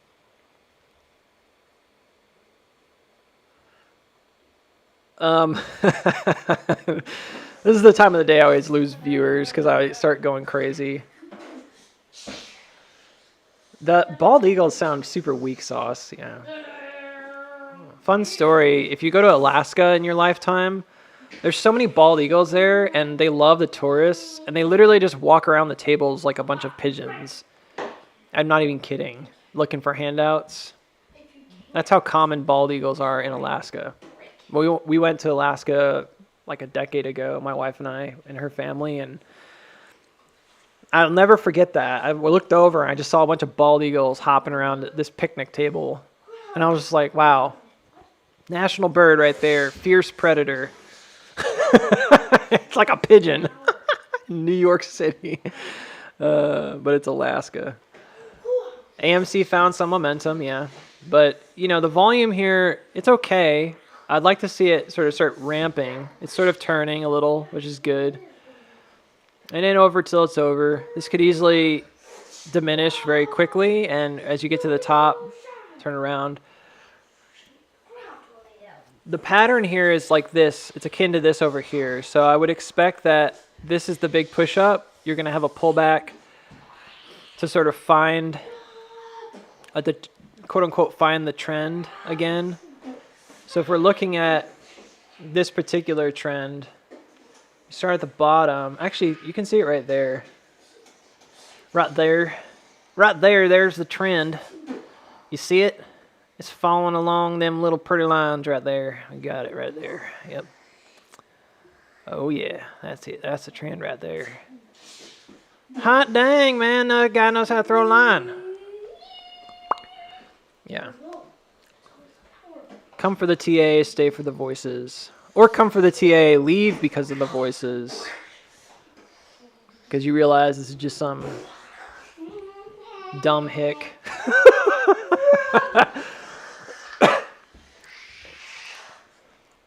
You ever guys seen that, what is it called? Like Rocket Scientist Rednecks or whatever? That's like the funnest show. I love that show. Redneck Rocket Science or something like that. I thought that show was great. It's been a while since I've seen it, but you know why I like that show? Because like people who are quote unquote considered like white trash or whatever, or like even it's not even that. It's like people who have a southern accent, people just automatically assume they're not as smart as people from the north, which just makes me think it's like the dumbest things I've ever seen. I mean, I just don't get it. Like, why would you think that, you know? But people think that, and I love that show kind of butts that in the head. It's like, nah, man, like, you can be a southern boy and go get a degree in rocket science, you know? And be just as smart as the next guy. Your accent doesn't define your intelligence. Some of the smartest people, the most caring people I've ever met have a really thick accent. I'm not talking about like Matthew McConaughey. Your son's explosion sounds? Yeah, he's really loud in the background.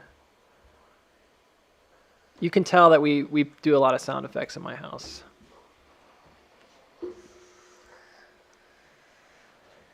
You never really lose it. Boys do a lot of sound effects. Girls do too sometimes, but boys do a lot of sound effects with explosions and junk when you're a kid. And it doesn't go away. When you get older, you just get to do it for your kid. And then he starts doing it. That's the legacy I'll leave behind. Explosion sound effects.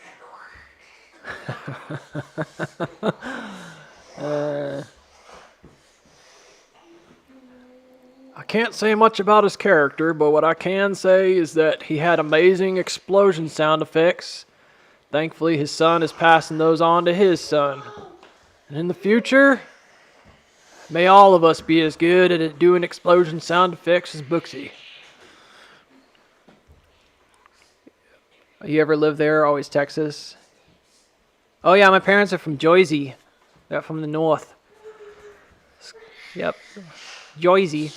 My mother, when we would go visit relatives, she'd start talking with her Jersey accent. I lived all over the world. I was born in Turkey on an air base. I had Chernobyl baby problems, so I had all these weird medical problems because of Chernobyl. It's not even a joke. Every single kid that was born in like a 3-year span on that Turkey air base had like deformations in their body. It's really crazy. They all had mutations. And so my mama would joke about it growing up, and she'd say, you know, oh, you're my Chernobyl baby or something like that, just as a joke. But it's true. Like, there were like 4 kids born in the span of like 3 years there, and every single one of them had problems. And they think it was because of the water. The water wasn't safe to drink. And also, everybody thinks I have mad cow. I'm on the no blood list still. If you lived in Turkey from like 1980 onward, it's like 1980 to 1990 something. if you lived in Turkey during that time or in certain other regions, you're not allowed to give blood because you could be carrying the mad cow disease. I don't know why. So I've never been able to give blood my entire life. Until the AHA lifts that, I won't be able to. Isn't that weird? Yeah, Incirlik Air Base. That's correct. Absolutely. Yep. Adana, Turkey. But I had all these medical problems, so no, not foot and mouth. Like I was born with a vertical talus bone in my foot. Like my tendons weren't correctly connected. My foot was like a club foot. And then I had a really big problem with my intestines where they were like collapsed or something. And other kids had other problems like bones that were deformed and just weird stuff, man. So they flew me around. I got to go to Greece for a surgery for my belly. And then they flew me to San Antonio where I was operated on. My foot was corrected. I was put in some kind of a medical journal that students use because it was a very unique surgery. They had to reattach all the tendons from like my calves and stuff. All those, like your Achilles tendon and stuff, all those things connect to your heel bone. Well, when your heel bone's sideways and upright, it doesn't work like that. So they had to detach everything and reattach everything. So later, my mom was like, "You're my miracle baby." She didn't talk like that, but I had to go to see a doctor every year until I was 18. And I still have a foot that's a different size. My muscles look weird on one of my legs. But against all odds, he prevailed. He can run. He can walk. It's amazing if you do surgery when you're a baby, your body like adapts, you know. And most people wouldn't know looking at me that I had those things. But that was just a baby thing. You didn't ask about that. You just asked where I grew up. I lived in Illinois for a while after that, and then I lived in North Carolina, and then I moved in Illinois again for the second time.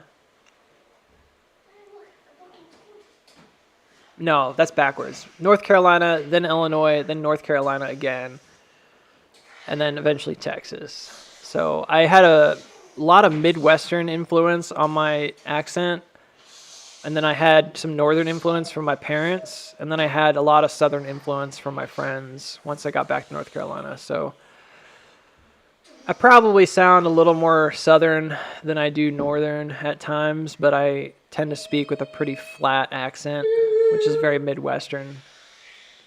I'm not talking about like Minnesota, yeah? I'm not talking about that. I'm talking about like, yeah, if you've ever been to like the Midwest where there's just almost no accent, people speak really plainly. It's kind of like that. So I lived in Georgia for like 6 years too. So I went to college in Georgia, Savannah, Georgia.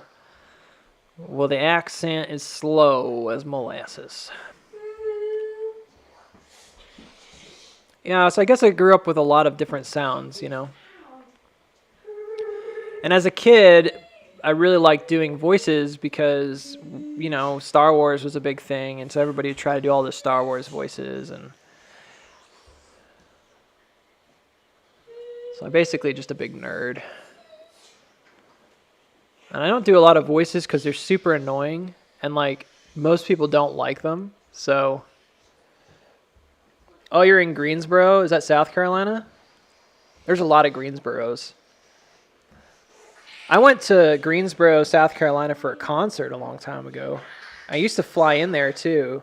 Or is it Greenville? I can't remember. Anyways. I'm pretty familiar with that whole region, actually. I mean, we used to drive around there all the time. I went to, because I would drive from Asheville, North Carolina, down to Savannah, Georgia. I'd make that, it's like a 5-hour trip. It's not that long. But then I had family that lived in Atlanta, and so I'd be all over South Carolina, North Carolina, and Georgia quite a bit for like 6 years. It was just all over the place. Tennessee, I'm not as familiar with. We would go to the border and go to some of the parks there in the Appalachian Mountains, but... And then up north, my family lived in Jersey, so when we would go there, we would visit mostly New Jersey, but we'd go over to New York and to the big city. I've been there several times. And when I lived in the Midwest, it was Illinois, but it was really close to St. Louis. So I grew up with St. Louis Cardinals baseball. And people don't understand. They're like, "Why are you a Cardinals fan?" I'm like, well, I don't know. Probably because when I was a kid, I was there. It's like when I fell in love with baseball, I was there. So, and it's a great place, great baseball town. They've had their other problems in the news, St. Louis, but wonderful baseball town. And it was an epicenter for baseball in the Midwest for a really long time. Still like the number 2 winning team, right, in the US of A, but yeah. We're in New Jersey. What was it?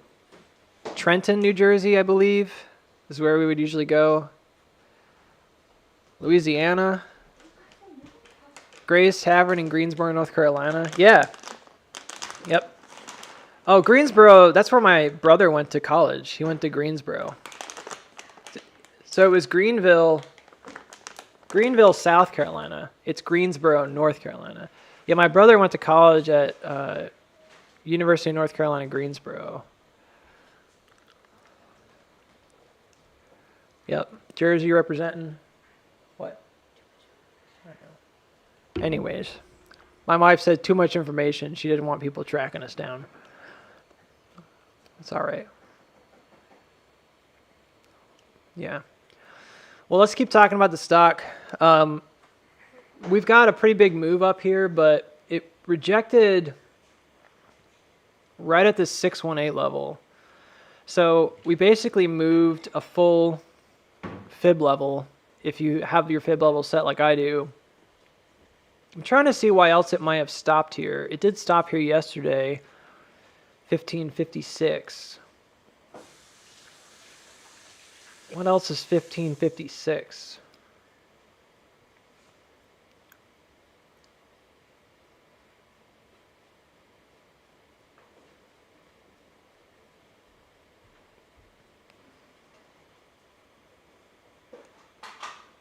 Yeah, no offense to you guys. You guys are just random people on the internet, but you know there's like weirdos out there who like track you down. You gotta be careful. Well, originally I had this running up to exactly 0.5. I'm not sure if I messed it up.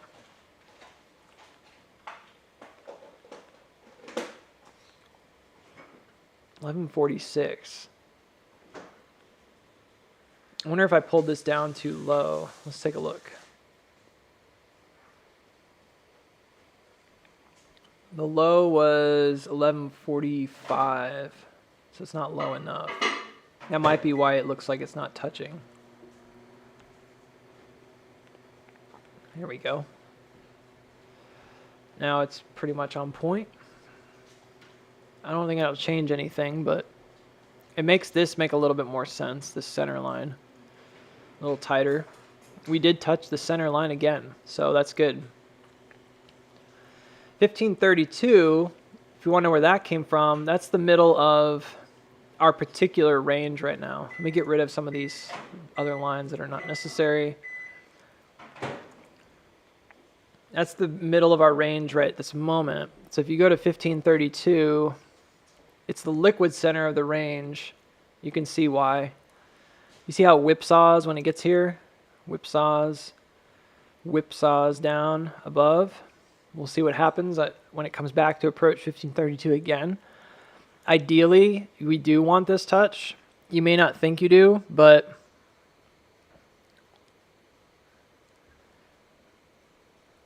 yeah, that's funny, Scott. I just read your comment. Virginia, yeah, very good. Lots of people all over the place.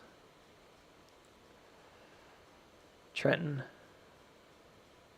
You moved to Philadelphia, is that what you said? Nice.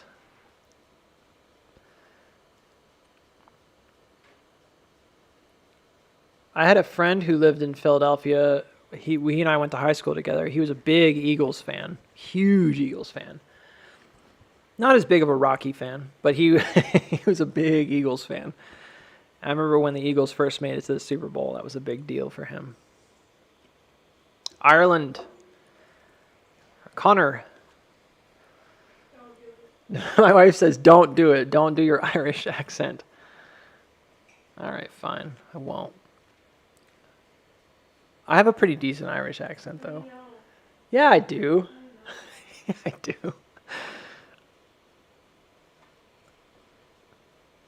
I think it's fine. I don't know what she's talking about. All right. It looks like we might have gotten close enough. I don't see this as a official touch just yet. It could be slightly higher, but I feel like 1532 was the one that came up the most. Steven said you have to do it now. No, we don't. Connor's like, I'm waiting. You know, it's really hard to do that because when a Cockney accent, I forget Cockney, it sounds like... No, these are people who actually live in these places. Okay, but they don't need to hear it. They don't need their ear holes melted. They're not that bad. They're not that bad. Cockney. They don't need to hear. If you want to Kermit, you can't do that. Oh, I did do a pretty good Kermit the Frog. That's what my wife said. You should do Kermit. I was like, okay. Kermit's not very offensive. But Kermit's like annoying. You know what I mean? No, Cockney's not a place. It's northern England, right? No, southern England. Where's Cockney? From London? No, I thought the London have like that posh British accent. The cheerio. I'm a British person. That's like really posh. Rich people, right? Who speak like the Queen. And Cockney's more like that, but you... No, that sounds almost Australian. I'm so used to doing Australian with my son because he's got a character that's supposed to be from Australia. Pip pip. That's southern England, yeah. Yeah, Australian a little bit easier for me because I've been practicing a little bit. But I tell you, it is a little bit hard to not go from one to the other unless you're like in the mood, you know. I just kind of switch around. Ireland.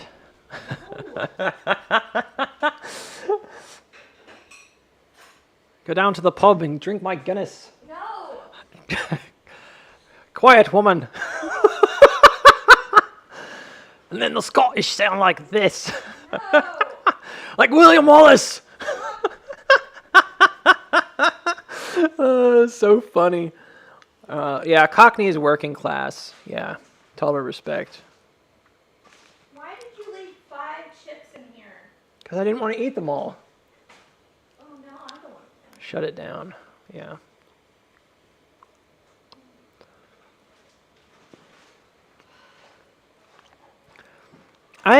She's not happy with me right now, my wife, but I really do have pretty decent accents. When I'm in the right mindset and I'm like respectful of the accent, I can do them pretty well. It's one of those things where when you're trying to do it and you try too hard, it always comes off as very forced. And it's better to just be more relaxed about it and have more of an accent. Like for the British accent, people will try way too hard, right? And real British people, they don't sound like that because they're not trying hard. And if you just have a more relaxed, laid-back British accent, it sounds pretty good to British people. I know that for a fact. I went to school with a kid who was from England, and he told me I had the best British accent because I wasn't forcing it. Out of a bunch of hillbillies. But yeah. But yeah, you get the idea, right? It's also easier for me to mimic stuff, so if I hear it, I can mimic it really well. I'm like, I don't know what it is. I can like hear something and then repeat it back. So a lot of times, the reason I'll get my accents messed up is because I'm not hearing it, and I don't remember how to pronunciate or enunciate certain vowel sounds with that particular accent. And if you listen to it for a minute, you're like, oh yeah, they say A like this, or like A, you know, and then you're like, okay, that's easier. And then you can kind of dial it back. Yeah. There's some British folks, like Benedict Cumberbatch has a pretty decent American accent. Tom Holland, yeah, he's got a really good American accent. Those are just Marvel people, but yeah, so they're really pushing right now. I mean, we just pushed up to 1568. I don't expect us to get over 1580 for now, but you never know. Remember, my idea for this particular move is probably that it's not the move. It's like these moves right here, 1, 2, 3. It might be a little more steep and severe, but then it's going to come back down as well. I think, based on what we've seen. Oh man, that was bad. I almost lost it all. Based on what we're doing with our observations here, you can see that this one had that almost a double bottom. So if we were to have a double bottom here, unless it's this, can't put it out of the question because I don't know for a fact, but I know that this is close enough to a double bottom. So if it just started running, I'd be like, okay, whatever, we're on this one.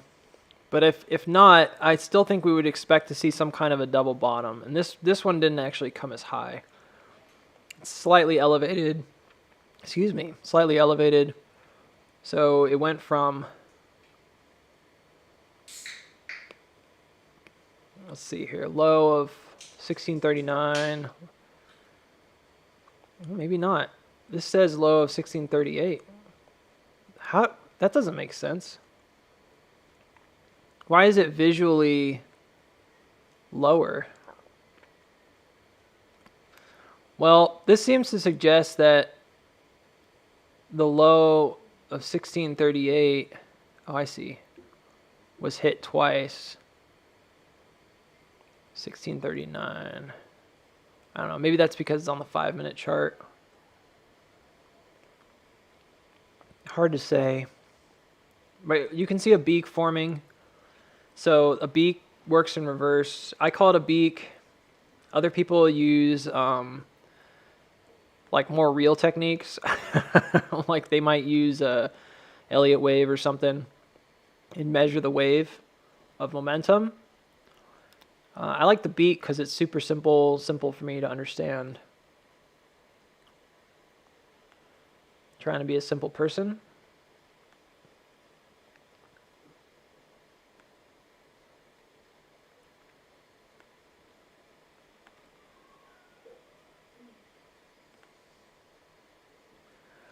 So if it pushes up, we get to the target here. I think we're going to see it come out, start going sideways, and maybe come back down. If this is a real push out, we should see it break. I think until this breaks, we shouldn't consider it a breakout moment. So at the moment, I'm hopeful it regains some support and does a final push up to 1580. It looks like we just got 1560, so maybe we'll see. Maybe it'll get some ground.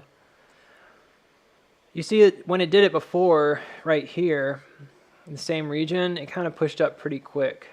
It kind of takes off from here up to the 1580 mark, right here. Sort of does the same thing here. Kind of right here, just took off. So it could be a nice little up thrust here. If it doesn't make it, I don't know. I guess if it doesn't make it, it's not the end of the world, but I would prefer it to go ahead and touch. Maybe it goes sideways and then has a final push up, distributes down. Certainly a possibility.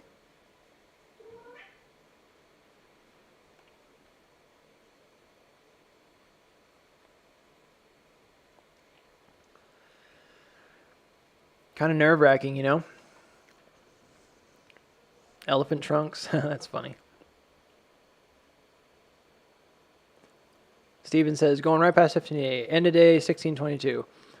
Well, look, if it goes to 1622, we've broken out of the 1610 range. We're definitely going to go ahead up, I think.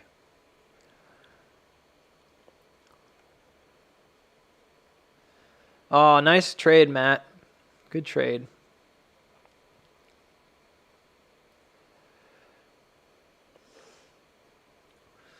Very good. Yes, correct, Jose. So if we don't break 1580, if it rejects, I would think we would come back down. You do not have to, in the case of a retrace, make 100% retrace. The thing about moves like this is that when you get to a bottom, it's a bottom. And so you often will see that they'll comb back through the range because they want to reaccumulate again as they pass through the range again. So they might want to distribute a little and buy up again. Man, it hit like 1475 this morning. It was so close. I bet Patrick is really excited. He and I were talking about that number a lot. I'm really happy for him. He's a really smart guy. He's been working really hard. He's probably better at me in some ways at mapping stuff now. He took that schematic that I started doing and just started going with it. He uses it more than I do, and he's getting much better than me at like seeing it. I've been asking his opinion because I'm like, oh yeah, you use that thing all the time. Like, I abandon it so often for like new ideas. All right, so we're getting a little bit of a second up thrust on lesser volume. Yeah, I think so. So it might poke its head out, or it might not. We'll see. But yeah, if we reject here, I do think we'll come back. If it's not necessary to come back for more of this liquidity again and pass through the entire range, then what you want to do is something really simple, which is just create a fib retracement. So you just measure from the bottom of your move to the top of the move, wherever that is. You can make it to the penny. If you don't care about that kind of stuff, you don't have to. You can just kind of eyeball it. I usually just eyeball mine unless I'm really concerned about something. The 382 is that 1532. So for right now, if this stays the top of the move, then a retrace to the 382 comes back to retest 15. You see that? It would come back to the 1532. So maybe that's what happens. We get that retest. And then when we get some more momentum up here, there's not really any strong liquidity need beneath 1532 unless you're going to go back to the 618, which is around 1509. And then the 786 would provide a floor, so that could be also possible. That would be 1494. If this pushes up more, it goes all the way up to, let's say it does make it up to the top here, maybe 1580. It's just my estimation right now. It looks like it might reject and go down. There's a little bit of a liquid shelf here too, right where it's at. So in order for it to pass, you see how it would pass through this liquid shelf and then head right to the next one? That's why you see it run up so much. It'll like sit here for a second and then run through it. But if it rejects here, it's going to go back down to the next one, which probably would be that 1530 region. All right, so going all the way up to 18, the fibs actually don't look as good because there's no 1532 hit. There's a 1539, which was a previous high for this morning. So maybe that's where they want to go next. Yep, 1539.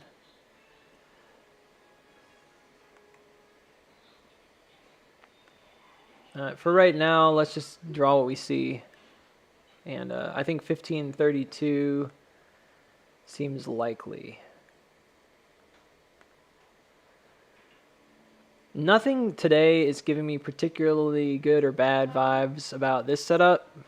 It's kind of just neutral right now. This is a very strong push up, but and the volume's okay. Look at the volume here compared to like yesterday's push up. You see the difference? The percentage is almost the same. If we look at this very first initial one, this moved like 6% roughly, 5.9%. And this push up right here moved, 6.3%. The volume here is much better than it was yesterday. Specifically on these green bars, significantly better. That's good. That's a good sign. Thank you, Matt. I really appreciate that. My calls are printing right now. Awesome. Just make sure that you're safe with your money. I don't need to tell you that, but you guys have a plan. When you guys have, you know, positive, you take profits. You know, you don't let them shake you out of that position and destroy your volatility and all that stuff. Yep, the falling channel, that's what I'm looking at mainly, is this bad boy right here. So we want to see it break out. And until that point, I think you're kind of just still going to have to consider, like, all right, it should pull back here or there. So,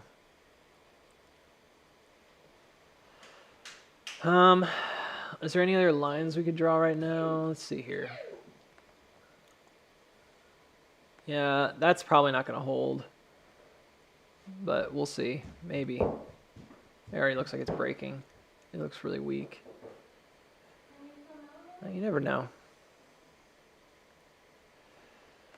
In the best kind of trend, right? Anything that looks sort of like a beak or a rising wedge or something like that, those formations, in the best trends, those formations will correct and become channels, which is basically what happened here, I believe.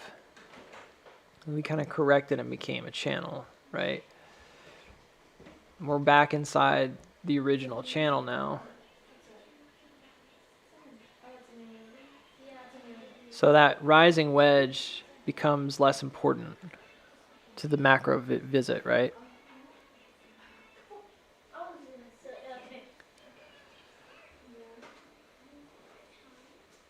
All right, Glenn. Have a good one. I mean, the day is still pretty young. We're only a few hours in. So we've got a lot of time left. I would love to see, it looks like it's trying again. Love to see this kind of gain some footing and push up. This looks very different than this particular move yesterday.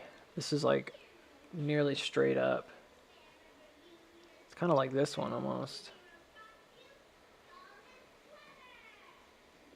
Yeah, you could see it sort of forming like this did, coming up, pumping up to the top here, maybe chilling out for a bit.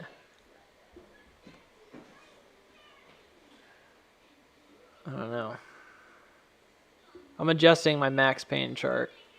So if max pain happens, then what would occur is probably this. You come back to this trend. Where is this? This is like in the morning. It'd be a cliffhanger. I don't think it would do that, but it could, and then it just dumps. And go back to max pain. And that would at least finish what we were expecting to have happen.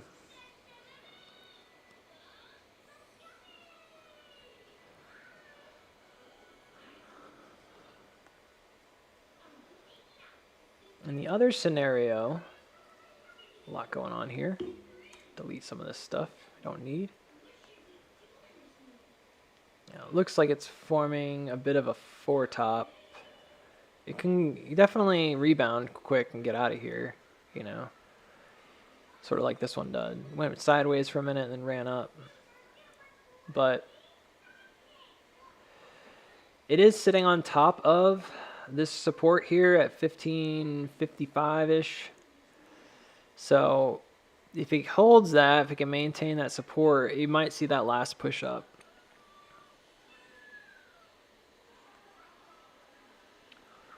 In this scenario, we hit the top, we come back down, and we run. But we have to keep in mind where the last of the speed lines is. We think it's right here. So that leaves a lot less time. I don't know, it looks like too sharp of a point. Oh man, I wish I had a different example of this chart right here that I could look at. I think the best way to look at this is probably like an ABC correction or like a not A, B, C, but a 1, 2, 3, 4, 5. So you would have like a 1, 2, 3 drops. 1, 2, 3. 3 doesn't have to go low, low. There's a liquidity shelf at 1492. That's kind of right where there's previous support here. That seems likely. Like a possibility. So far, so good. This is what we charted this morning. Just kind of up to the top here.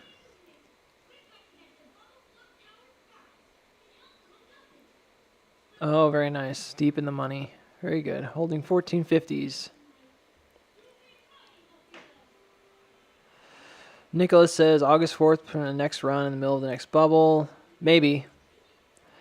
I think we're going to experience a run possibly within the next few days. I kind of think August is going to be this middle of the road kind of thing, like where you're going to have some kind of a pullback there or something. All right, GME is trying its SOS here. It didn't go too high, which is good. It didn't go high so high that it wouldn't its distribution yet. So it could still play around in this region.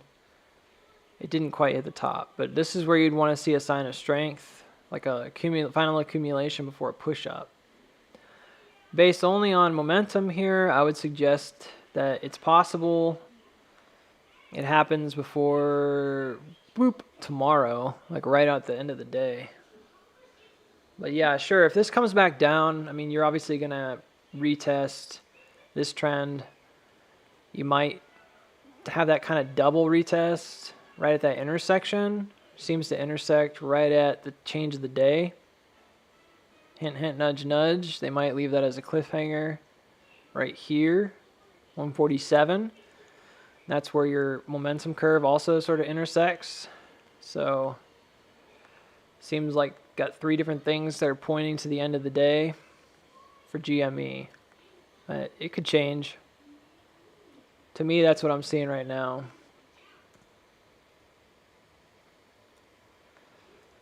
Just leave that gap behind. That might have been just like a bear trap. All right, so there we got Glenn's candle.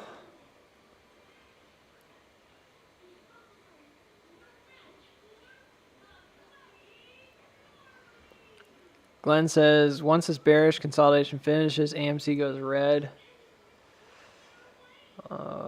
Maybe. I mean, like we were saying, this comes down. That's going to be red. So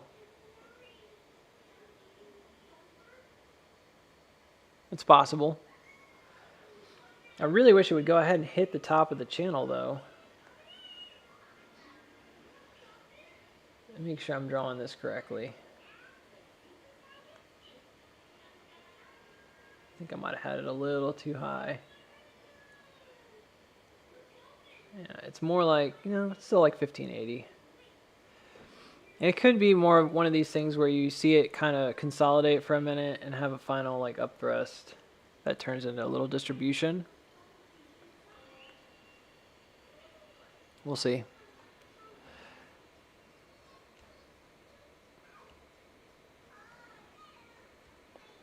You think we make 10% of AMC drops at 1530? I mean, 1532 is that magical region, right? The 382. So it's also the center of liquidity in this zone.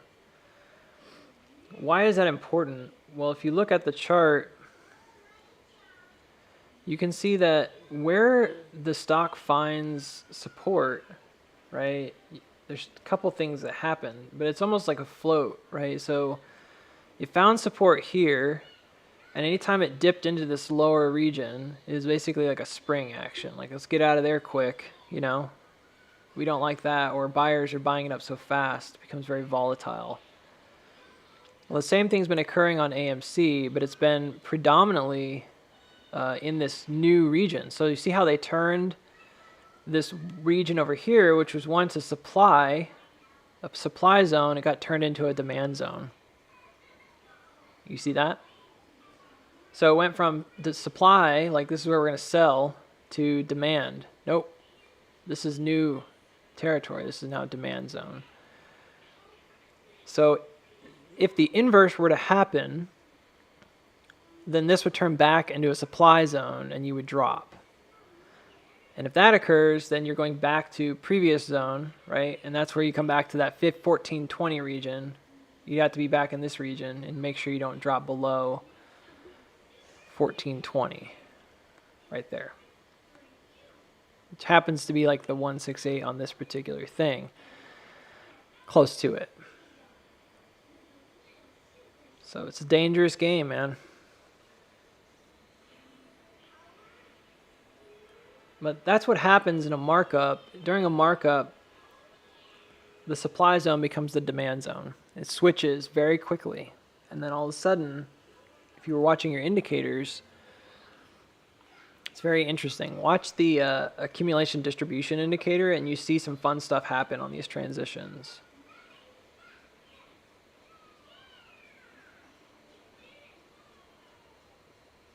Yeah.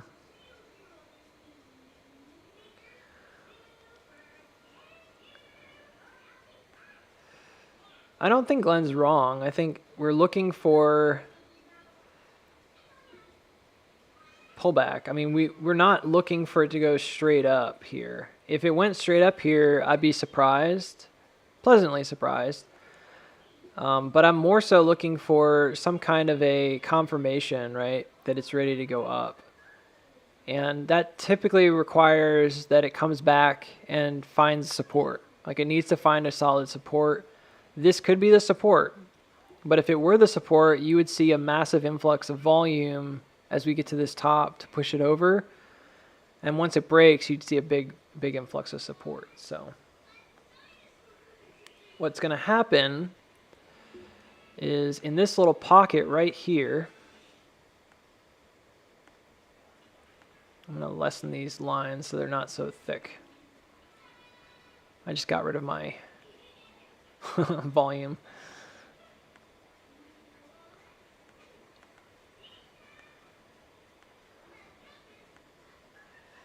All right, where did my volume go?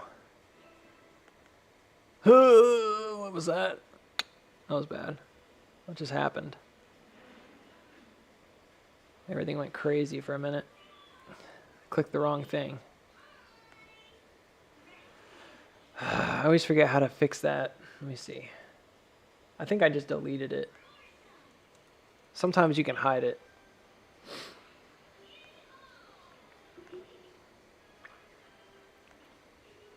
Lots of volume today. That's good.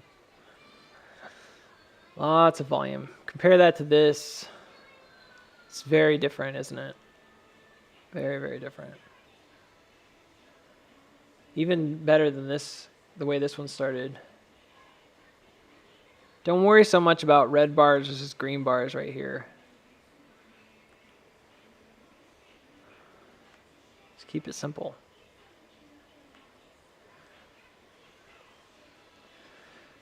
I recognize a lot of people are going to look at this and say today that this is distributive. Like it could be some kind of like LPS or something like that. Or LSPY or whatever it's called. And it could be. If it breaks down beneath, right, then we only have 1420 below there as support. And that puts you in a precarious situation, obviously.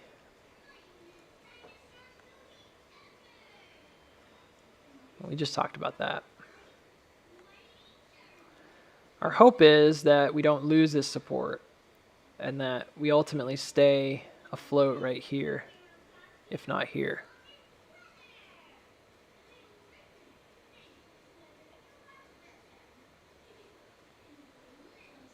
Mm-hmm.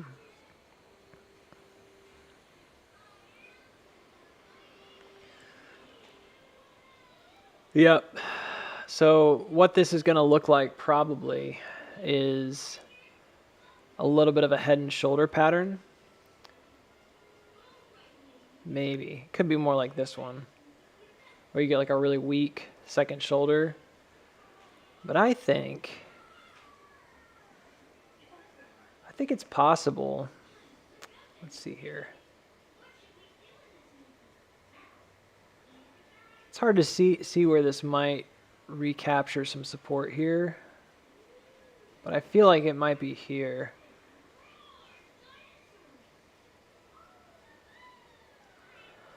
I don't know. This goes pretty sideways.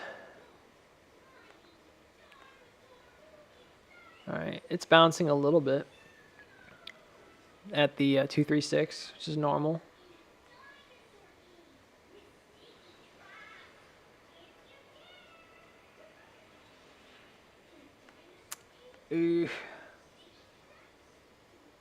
Yeah, unfortunately, there's not really a great way to know where exactly it might catch, because on a lot of these, they don't catch. You see here, like it didn't catch on the outer trend, it caught on like the inner trend line. And it almost forms more of a parabola for the whole move. And so that makes it pretty tricky to chart, right? So I'm trying to determine, the reason I'm like mumbling and looking at this, I'm trying to determine where maybe it might catch. So this is one spot where I've got this drawn. It seems to me to be like the center. You see how it found support here and took off, and here when it rejected, it came down. This seems to me to be about the center of the move,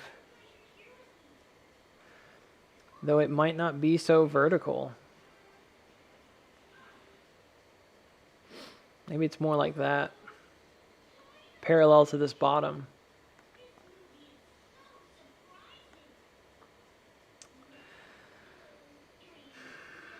That's okay, because remember, even though these did follow, right, in general pattern, they followed the speed lines, they have other trends here as well. I mean, you could have charted these in different ways, right?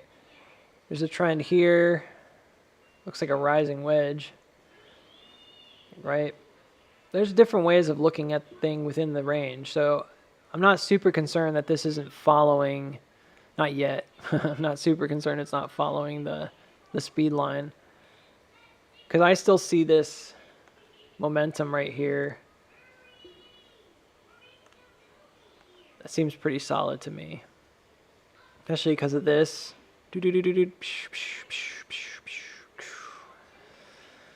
But if I'm just looking at what trends are respected, then I can look at this particular trend and this particular trend, sort of channel trends. Bounced off the 50 EMA. Thank you, Christian. That's good to know. Really good to know.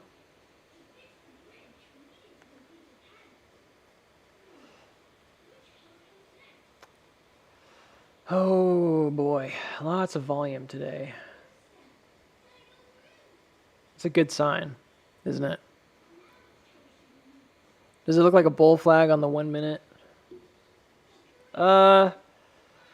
Maybe. Not everything is a flag though. Like a distributive top will also look like a bull flag. Like this one was, clearly. Just channeled down really quick, push back up. So it's like a healthy pullback. But you don't really know if flag is forming. I mean, you can kind of look at it and see if maybe there's something there. I can kind of see it, but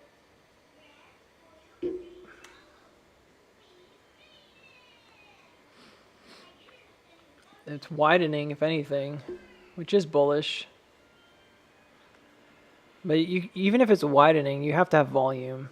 So this could widen and look like it's going to come back up, but it never does. It just kind of stops and drops. And then it kind of confirms, it could confirm like this, for instance, is the truer trend or something like that right here. So I don't usually chase flags anymore unless I'm pretty confident that it's going to go up farther afterwards. So I kind of have to know ahead of time. We did talk about the possibility earlier that it has an up thrust. Right now, it's okay. It's a pretty healthy pullback. This might be the automatic reaction if it has a little bit of a range. Your primary sell-off would be right here, this region.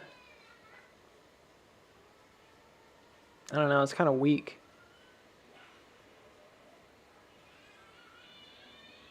We'll see. It's too hard to tell.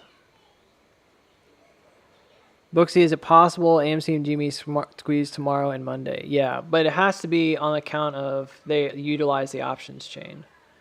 So we've been looking at GME. It's in a possible SOS stage right now. Looks very clean. And if it starts breaking out with some volume, you'll know that smart money agrees. It's ready to move up. If it goes up and breaches the range here and retreats, then smart money doesn't agree. They think it needs to come down. And you could see some pretty horrible price action going into that split. AMC is not really even close to that possibility right now. In order for us to do something similar, we would have to push up.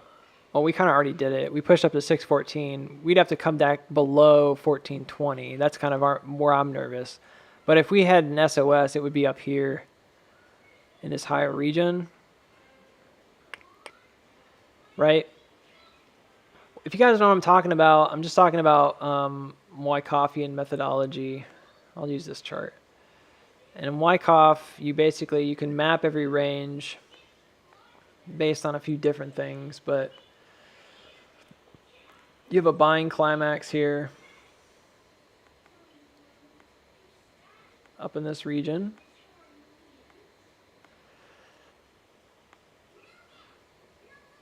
This would probably be your support. This would be your automatic reaction all the way up here. Something like that. I don't know if I'm doing it right. That would be your support in B. So you see why, like, let's say we came down here and we went below the range really quick and we dipped down to 1560. That would be a spring action. We're going into a pocket of low liquidity from a pocket of high liquidity, and then we could return very quickly and you would see a big spring action, like a huge push out. My question is, are they going to do it before the end of the day, or are they going to just kind of pin it, right? So they're going to do some sideways business, you know, keep us in suspense all week, come up at max pain.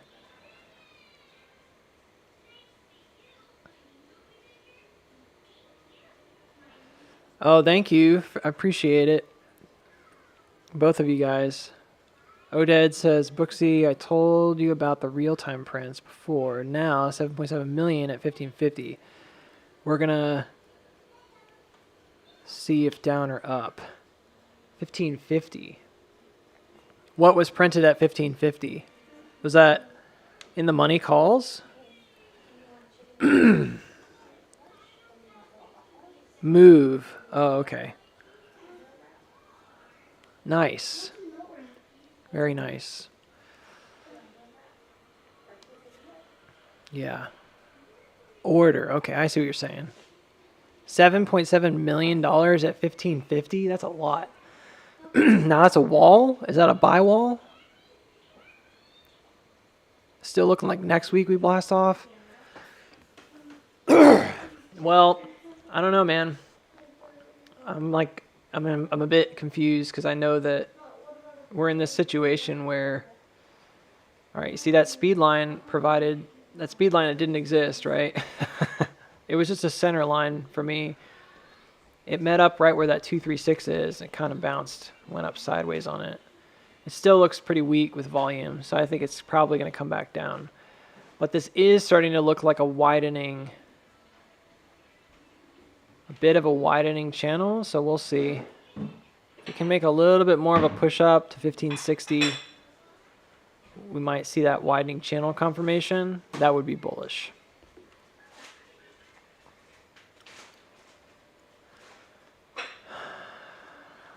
because that means the spread is widening. I mean, by definition, that kind of indicates that there's more pushback from whatever level they're reaching. So as they go lower, it's reaching harder pushback. And that usually indicates some kind of a bottoming. But remember, we were looking for this kind of head and shoulder thing. So I think we might have just got it. Remember, I said it could be like a really weak looking shoulder. It looks a bit like that. Bit of a hook. So if it breaks down here, I would expect it to come all the way back to 1532. Even though there's that $7.7 million order. Oh, it's dark pool. I see.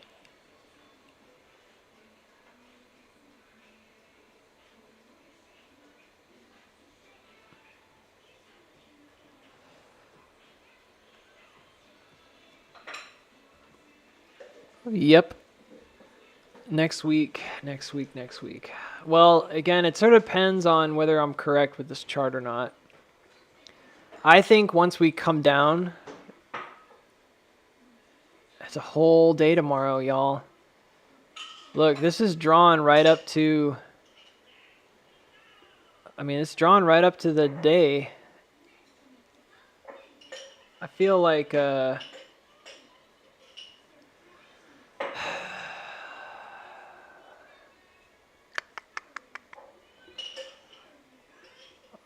don't know. My gut's telling me,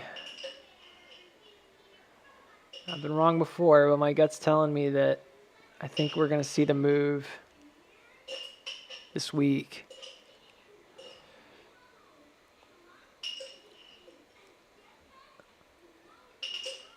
Like, they could delay it, don't get me wrong, but this particular move here,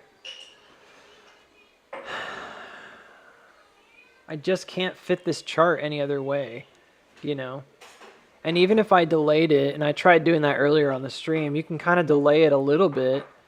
It still places this run up within the next day or so. Like, at least the way that it mapped before, there was no great, it didn't go sideways all the way through for a whole day and just kind of leave it alone. That's too wide. It timed out basically the same as these timed out. And then it immediately caught up with the trend again. And that makes me think, you see how like the spacing is pretty equal. Let's do another gam box just on this region. Plenty confusing. Let's do it from point to point. There's that trend. Let's get rid of all these lines. And let's just focus on the timing of it. So basically this first move completes in one section. Second move, 3, 4. The 618 turns it around. Let's try this. We don't know exactly where it's going to be though, so we're kind of like, I'm just going to place it. You see how the 618 is where this thing turns, and then the final move down? It lines up pretty well with what we were thinking. Let's just make it really tight and say that that's the 618, the bottom, and the 75, excuse me, is the top here. That puts the 25 at the very bottom here. Which is not the same on this one, but no, it is. Never mind. There you go. So we've mapped it to the 25 is the bottom. 25 is the bottom. And then on this particular time frame, when you make the 25 the bottom from the top here, turn happens right around this same time, right here, around the 382. Drops down into the 618. Turns around, has a high. This one actually hits a high at the 7.5, just like ours does. But what happens here is that it hesitates and pushes back up to get the channel touch. That could be us seeing us come back to that 352. Yeah.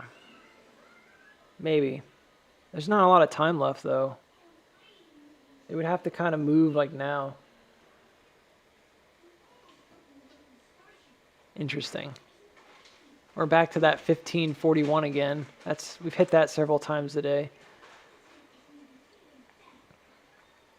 So comparatively, I would say that this needs to have one more push up to like 1575 and then crash. And at that point, it really could go anywhere on this fib chart down here. The timing for this and the macro chart that we're looking at does not suggest next week, but I know that that's a big risk.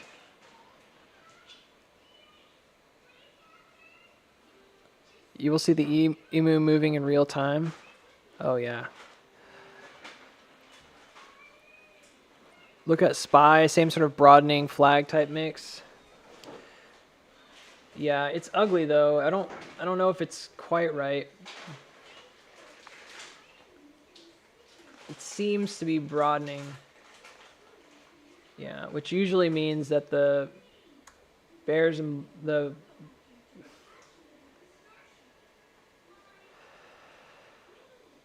it's just so hard because sometimes you see this and then all of a sudden there's like one wick and it just changes everything and you're like, well, I guess it wasn't a widening wedge after all. Let's go check it out on SPY. GME is just kind of coasting in this possible SOS zone. So going to be red in about 40 minutes. Okay. Well, you might be right. Oh, SPY is a big gap. Look at that. Someone got fired from Fox? No way. Was it Charles Payne? Charles Jasperino got fired from Fox?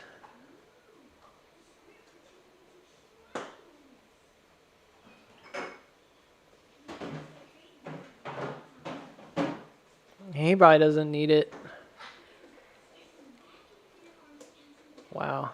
Well, at least he doesn't have a platform anymore. That guy was not nice. He's always spitting fire.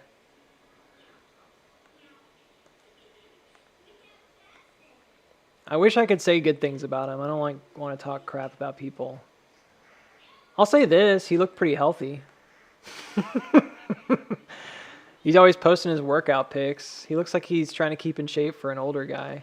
I think he had some heart problems or something, so best of luck to him. I don't want him to be, I don't know. Maybe he's got kids or grandkids. I have no idea. You're right. This is kind of a widening, but it's breaking down pretty hard. So that's that. Unless it turns around. It is going back to retest here, maybe here, some previous tops. It's very distributive looking.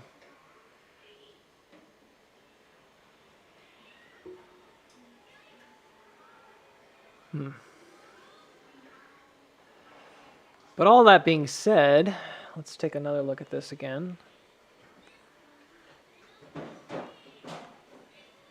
Yeah, it might find some support pretty quick here. You're in a liquid pocket, so if it wants to trade this region, now would be a good time to do it.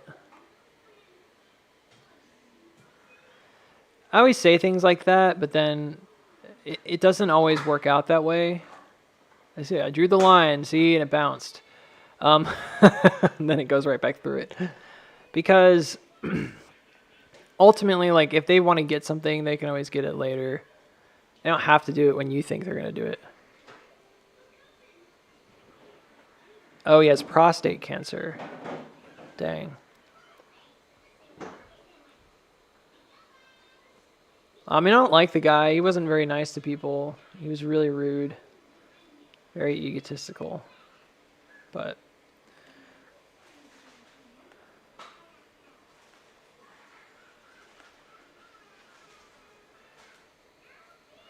I hope he doesn't lose his life to prostate cancer.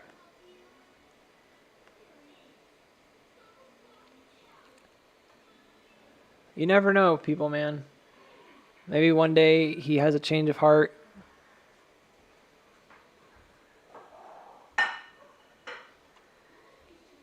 You never know. People change. Maybe in like 10 years he comes back and he's like, hey, sorry. I would be like, all right. I know other people won't be like that, but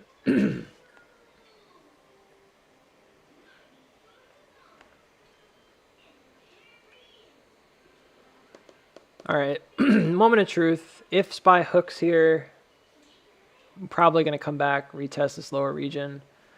I think the original line I had drawn was more or less like a midpoint, sort of like this. You can see how there's like another little channel here. It sort of escaped for a minute.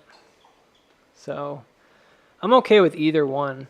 If it comes back, I don't know if it's going to come all the way back down necessarily. Part of me thinks it's trying to form a range again. Let's take a look at the larger scale, see where we're at. Oh yeah. So we're in sort of like a spring territory right here.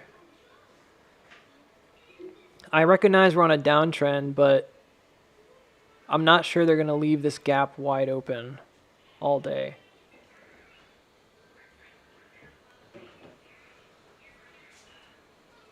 And there's definitely a liquid gap here.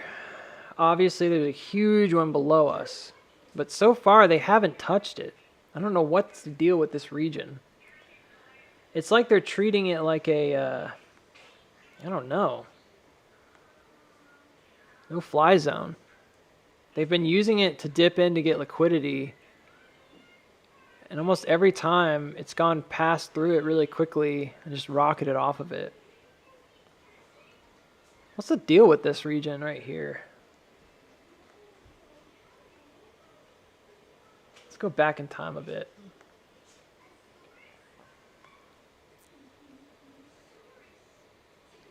Because I sort of expected them to come back to it sooner than later. Maybe they're just not finding a lot of liquidity there. But I want to know why. I want to go backwards and see. Even here, look.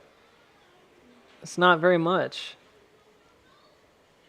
It's not awful, but it's kind of right in the center there at 370 is a low spot. I wonder why they don't want to trade there. And there was a gap here. It's not too different from these regions, though. It's pretty much the same. Well, I don't know. For whatever reason, they're not messing with it.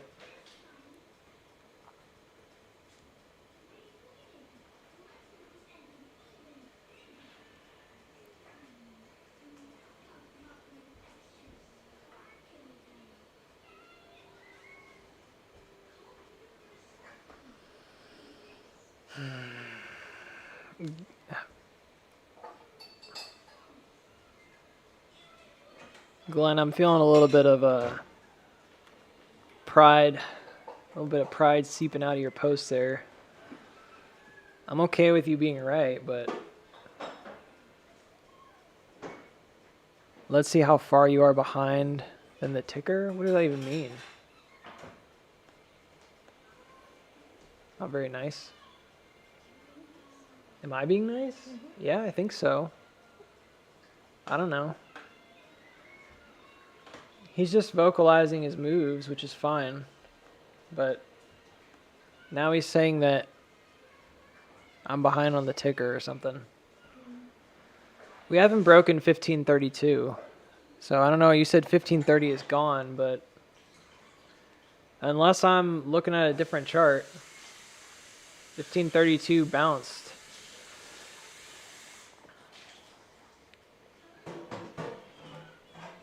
That doesn't mean it's going to hold, but it definitely bounced.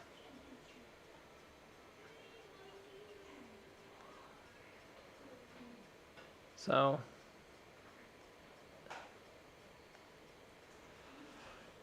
all right, that was the head and shoulder pattern we were looking for. So at this point, we're just trying to find a solid bottom here. I think 1532 would be a really good one. It would make me happy. It would make my wife happy, even though she didn't know it.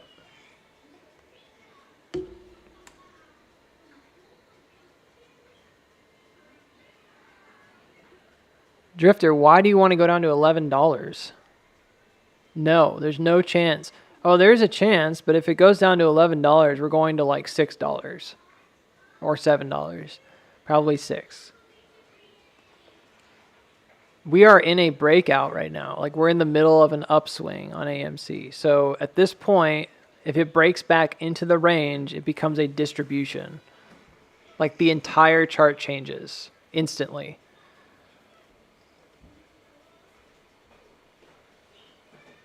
I need you to like listen, because you've been asking me about the $11 a couple times. I'm telling you, if it comes down there, it's going to be really bad.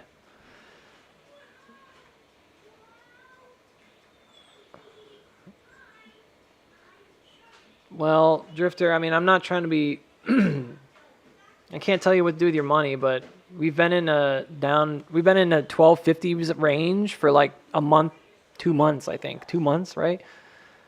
May, June, and July. You've been in those lower regions. So you've had a lot of time to decide. And if you still wanted to get in, there's still time. You might see a drop down to maybe 1490 before it's all said and done. Probably not 1420, but if that's where we go, that's where we go. That might be another place. I mean, it's passed over $11 several times in the last couple months, so.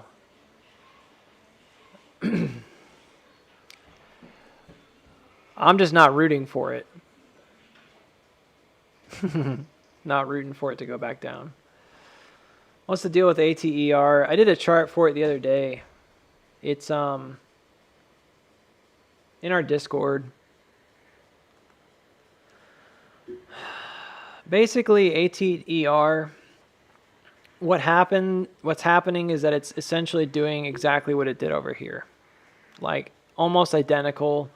You can see it's curving up quite a bit. So it is in a large swinging bottom. There's a pretty large divergence right now. If you look at the RSI, it's basically flattening out, but the price itself, the price has been going up, but lately, ever since about, let's say, July 5th, the price has been kind of sideways. The RSI was sort of still trying to play catch up on some of the time frames. 4 hour doesn't look like as much. But you can see that this was coming down while the RSI was going sideways. So it was definitely bleeding out a lot. When we first pumped up, I called out 290.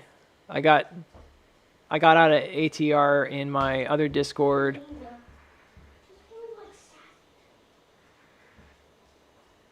Because people were not nice to me about it. And they were basically saying like I couldn't possibly be right.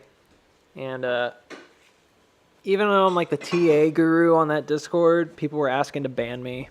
And I was like, all right.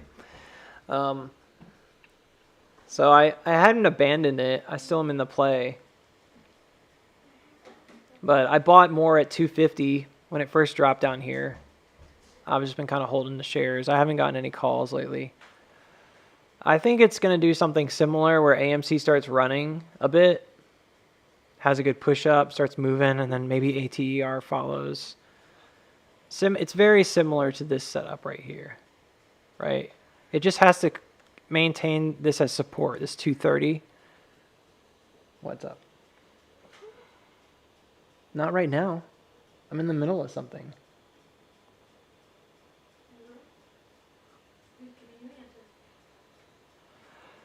Please respect it. So, yeah, I think you're looking at a possible push-up, much like this. Excuse me. You'll bounce off of the you'll bounce off of the EMA, and probably that's when you'll hit this dip again, 290 again, and then head on up. But this macro downtrend has not been tested very much. It's literally been tested like 2 times. It's a little bit like AMC in that regard. But I think AMC has had more contact with that upper range than ATER has. So I sort of expect ATER to hesitate just like AMC, but it could take a little longer. So, right?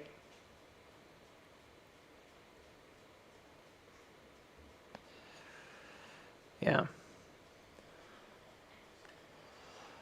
All right.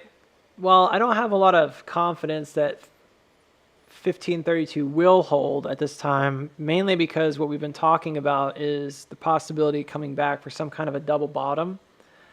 The timing of this makes it seem like it would basically happen by the end of the day today if it were going to come down.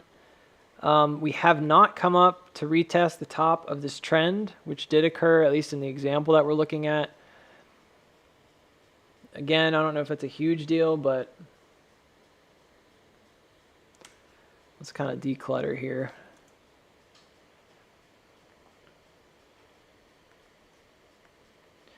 At this point, wouldn't hold your breath for this widening channel.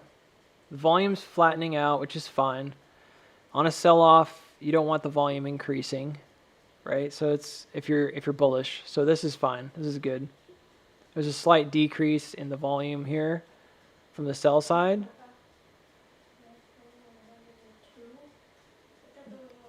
So we'll see if this transitions to a bit of a turn here. I almost don't expect it to make bottom until it reaches here.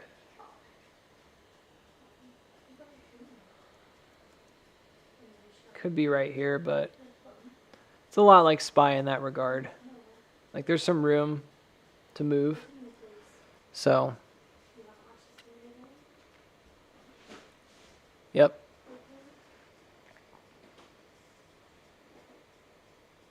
All right. Well, let me think if there's any sort of final thoughts or comments here. I'm going to head out for lunch. It's about the same as I streamed yesterday. Seemed like it fit pretty well with my schedule. There's not much else to say. We are kind of running on a bit of fumes right now in terms of volume, but it's okay. It's going down. It's all right. I don't mind that. It's going very quickly, which is also good. And based on where we are, I would say that it's possible that we're going to experience something like this. We'll see. We can get this second push up. That's my hope. But I don't know if it's going to take half the day to happen. You know, it could wait until over here. In the case of today, the faster the better. So the quicker that it goes through the motions, the more likely we are to catch up to this particular trend.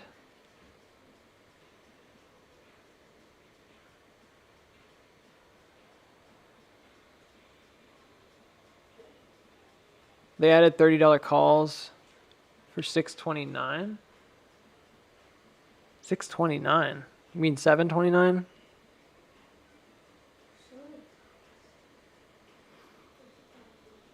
I mean, they're going to load up on anything they can. So if people think it's going to run, they're going to load up. Whether it runs or not, I don't think there's any... Yeah, I mean, the floor rises as the price rises. So if the price goes up, the floor is going to go up too for the calls. They'll let the spread widen usually.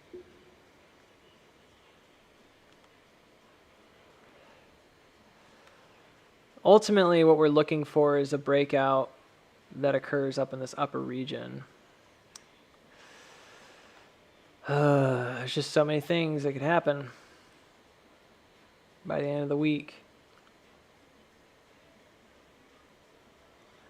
I'm also wondering about this little region.